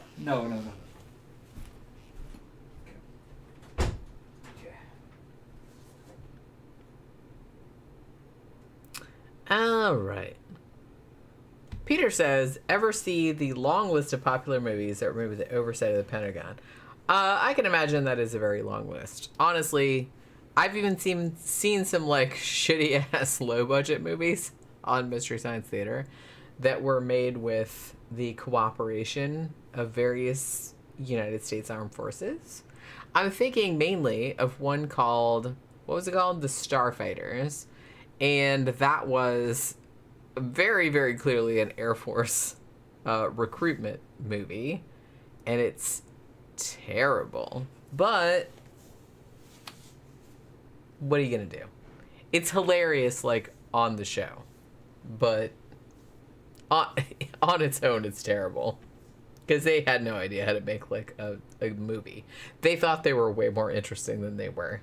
That was their mistake. Gramthars says, Gramthar became a cop because he watched Hill Street Blues as a teenager. Okay, well, I'm not hating. I'm just saying, I don't know. I never really knew. I don't think I ever got any ideas from, like, media. The only thing I ever wanted to be, ever, was a writer. A horror writer. Because I loved scary shit from birth. I don't even, like, remember a time when I didn't like scary shit. I honestly can't remember a time. When I learned to read, the first thing I wanted to read was ghost stories and shit about witches and shit like that. So, I can't remember a time when I didn't want to read scary shit. So, I mean, there were obviously writers that inspired me. Like, when I was 11, 12 years old, the first time I was like, oh, I want to write horror. I want to write horror stories. That's all I wanted to do. Or make horror movies or do horror makeup. I wanted to do something like having to do with that. But when I read, I think the catalyst, was reading Clive Barker. The first time I read Clive Barker, because I'd read Stephen King prior to that. I was really into that, like in junior high and shit like that. Pet Sematary, I fucking love that shit. The Shining, Dead Zone, I read all that shit. But then, and I was like, yeah, this is awesome. I want to do that one day. But then I read Clive Barker. I think it was like the first volume of like the Books of Blood. I checked it out of the library. The first time I read Clive Barker's Books of Blood, that blew my fucking mind. I read that and I was like, holy shit. This is what I want to do. I want to write like this fucking dude. I didn't even know that much about Clive Barker at that time. But because I'd read Stephen King prior. I'd read Edgar Allan Poe, I'd read H.P. Lovecraft, all that shit. I read all that stuff when I was a little kid. But reading Clive Barker was the linchpin, I think. Because I was like, I began to see the possibilities. You know what I'm saying? You know, and I'd watched a lot of horror movies when I was a kid, so you saw, like, Edgar Allan Poe shit, like, H.P. Lovecraft shit, like, you'd seen all of that. But Clive Barker had his own fucking thing going on. And I was just kind of like, holy shit, like that's possible. And like that kind of like inspired me. I was like, I want to write like that motherfucker. I want to do that. And that really like kind of like cemented, even though I'd wanted to be a horror writer since I can remember. But that was what cemented it. And I was maybe like 11, 12 years old when I first read Books of Blood. That fucking blew my mind. Blew my fucking mind. Let's see. Coming up on 3 hours, I think, huh? Yeah? Okay. I'm getting hungry. I know you were. Yeah. Mango says, Books of Blood are amazing. They are. Honestly, I still remember, this many years later, that fucking short story, In the Hills, the Cities. What a fucking great story that was. Look at that cat. What is she doing? Look at it. Pookie is over there by my curtains. She was just sitting there, like, and she just, like... She's holding her eyes up. She's, like, with her little, like, back... Yeah. Her little drumstick. I call them her drumsticks. Her little back trying feet. to cover her eyes up. Shut up, you guys. Yeah. Goddamn. Yeah. She's just, like, over there by the curtains, Funny. like, curled up. Oh. Well, she likes, like, listening to our voices, I think. Yeah. But, yeah, I still wish that somebody would make a movie out of In the Hills, the Cities. Because the first time, that is still... I mean, Midnight Meat Train's great, too. And, like, that movie was, like, pretty good. But... the first time I read that story, I think that was like the thing that like caused me to be like, holy fucking shit, because I was like, how did he even think of that? In the Hills, the Cities, if you haven't read it, is this story about these two guys who are like on vacation and they stumble across, I think it's in Eastern Europe somewhere, and they stumble across these two towns, and I don't remember if it's every year or like some time. Every so often, these two towns like go to war with each other, but in a really weird way. Every town, like every able-bodied person in that town, they all strap themselves together into one big person. You know what I mean? Like a big monster. And the other town does that too. So it's just kind of like this big being that's all of these humans that are all strapped together, and then they all fight each other. And I was just like, that story, like the way he described it was just like amazing. And I was just kind of like, holy shit, they really need to make that into a fucking movie. I'm amazed they haven't done that. Amazed. So much, but the thing about it is that Clive Barker stuff, everybody talks about like Stephen King adaptations, of which there have been a bajillion. You know, some of them are awesome, some of them are mediocre, some of them are terrible. Clive Barker adaptations then are on the ground, but I feel like, I don't know, man, like Clive Barker's imagination is in a lot of ways like too big to be contained by visuals. I feel like his stuff is best approached in its original form.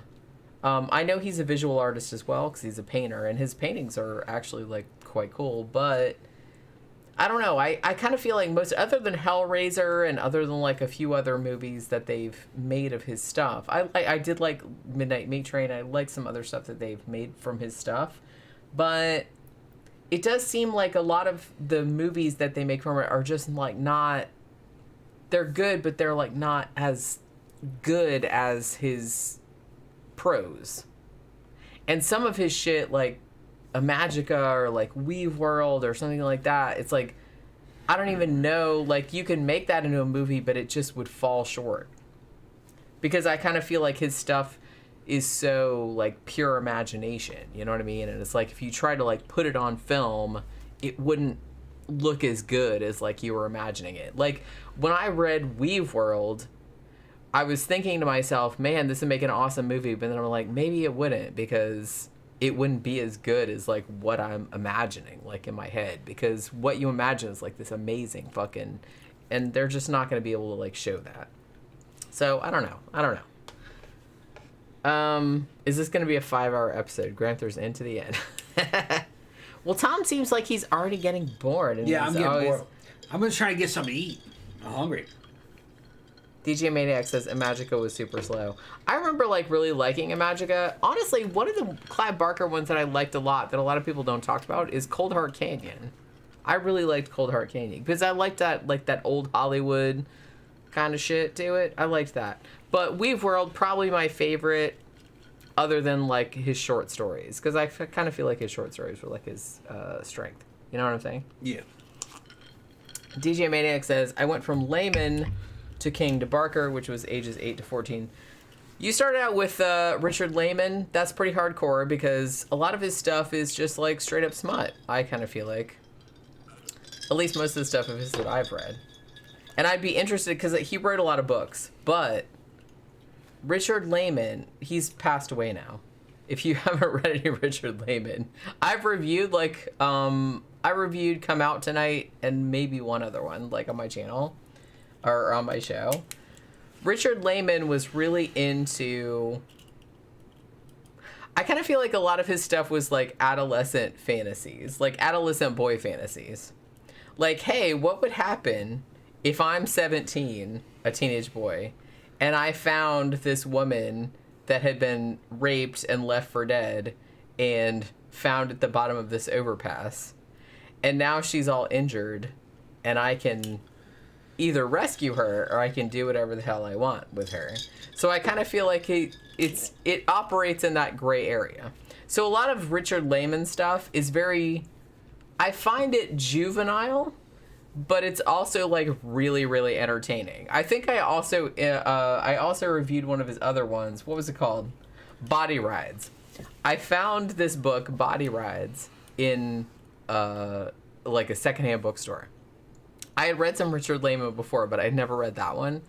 That book is crazy as shit.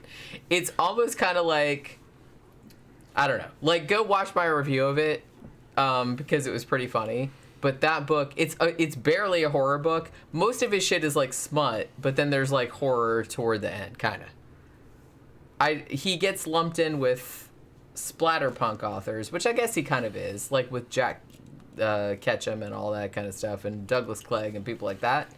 But most of his stuff is like just is smut, pretty much. But if that's what you're looking for, then that's fine. That's fine. You should do a cooking show again, says Blair Dude. We haven't done that in a long time. You want to do meatballs, though? Do meatballs. Yeah, that's one we didn't do. That one we didn't do. That's easy. Yeah, but not everybody knows that, though. Okay. Because the thing about it is that there's only a couple kinds. You can do Italian-type meatballs, American meatballs, and Swedish meatballs, which are similar. Just that the spicing's different. Some of them have different kinds of bread involved. Some of it's breadcrumbs. Some of it's just Swedish meatballs is fucking regular like white Wonder Bread that's been soaked in milk.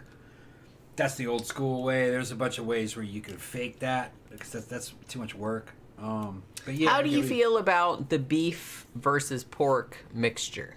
Most of them are a mixture of the two. That's what I'm saying. Because I kind of feel like a lot of people that don't know a lot about making meatballs will just make them out of beef, but that's what they have. It's usually like a beef and pork or beef mixture. And sausage. Beef ideally. And sausage. There's a bunch of things that you can do. You can also do like beef and ground turkey. And you can fake it that way. Well, ground turkey is like pretty cheap if you buy it in like those little chubs. Yeah. So sometimes you can cut it with turkey to get more mass, and then you're going to add different kinds of breadcrumbs, all right, or just like I said, soaked pieces of bread that have been soaked in fucking milk, which I don't understand why they did it that way. There's another ways to do. You could soak breadcrumbs in milk, but it's Swedish meatballs. The genesis of that shit, at least here in the United States, is 60 smorgasbord fucking cooking, which is something you get it down on a buffet table. And those cooks weren't that good back in those days. Most of them weren't, and they were dealing with limited selection of components. So it could have been that they didn't have dried pre-made breadcrumbs, so they were trying to make them Could be too that their audience was older people, so they're like, well, we can't put any spice in that. Well, they weren't old at that time, but they were. Yeah, like you said, they were older generations back then. That's what I'm 60s. saying. Like old people didn't now, like spice. They yeah, didn't like we spice. don't like a lot of spices. Although Which I get it. I It can't had eat nutmeg in it. And it I had can't salt eat and pepper. super hot stuff like Yeah. nowadays. Not because I don't want to, but because I'll get heartburn. But so maybe that's the same And thing. I'm also with, not like, sure old how people. Swedish those are. I mean, I have to fucking check the history. I don't know. IKEA I don't sells thi- that, so and that's a Swedish company as far as They I got know. Swedish meatballs. Yeah, every IKEA store has a cafe, and they're Okay. famous for their Swedish meat. In fact, they're probably more famous for their Swedish meatballs than they are for their furniture. I never had them. I'm gonna go try them. What do they serve them on flat noodles or they serve them on potatoes? Oh, I don't know. I haven't been to an IKEA in a long time. There's an IKEA in Orlando, but I don't remember where it is because I bought some bookshelves there like many years Yeah. ago, probably like 9 or 10 years ago. But there's one around here someplace. That's kind of like their whole thing. Rebecca says they're amazing, but what do they serve them with, Rebecca? On noodles, or do they serve them on rice or A potatoes? lot of people really like them. I usually just eat them with fucking instant mashed potatoes. I don't think that I ever ate IKEA's Swedish meatballs. Yeah. You've made Swedish meatballs, which were delicious. Make them all the time. They're good. But I don't think I've ever eaten them at I've only been in IKEA like maybe 3 or 4 times in my entire life. Fucking traditionally, it's a 50-50 mix. Swedish meatballs are a 50-50 mixture of ground beef, ground pork. A lot of times I don't have the pork, so it's just going to end up being beef. You know. But it doesn't make a big difference.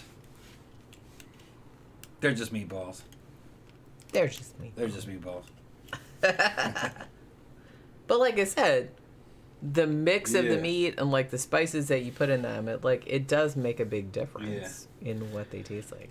All right, looks like a lot of people are fucking filtering out. Let me just go ahead. Con says that's the show for you, Tom. The joy of the meatball. Yeah, like man. Bob Ross. Yeah. Tom's checking out, I'm checking out. so I guess Yeah. we're going. Yeah. Well, All right. the show's been going on for about 3 hours, and fucking people It are is starting to filter out. almost So exactly 3 hours. go ahead and shut it down. We don't want to fucking outstay our welcome. All right. Yeah. Been a while since we had a super chat. But just So, saying. Just saying. So, about that time. And I'll make us something to eat. I'm We'll hungry. be back on Sunday. Right. Either we'll go see Firestarter tomorrow, or we won't. If we don't, We'll go to then the we'll club. just like We'll go watch to a the- random ass movie, Yeah. If we don't, and we'll go to the club tomorrow if we don't. or we'll watch a random ass movie Right, and like yeah. We'll talk see. about We'll that see. on Sunday. We'll see. Well, we'll be back on Sunday afternoon talking about some shit. We don't know what. Find out when you find out. So thanks for hanging out with us on this Friday evening, and we will see you guys on Sunday evening. Bye.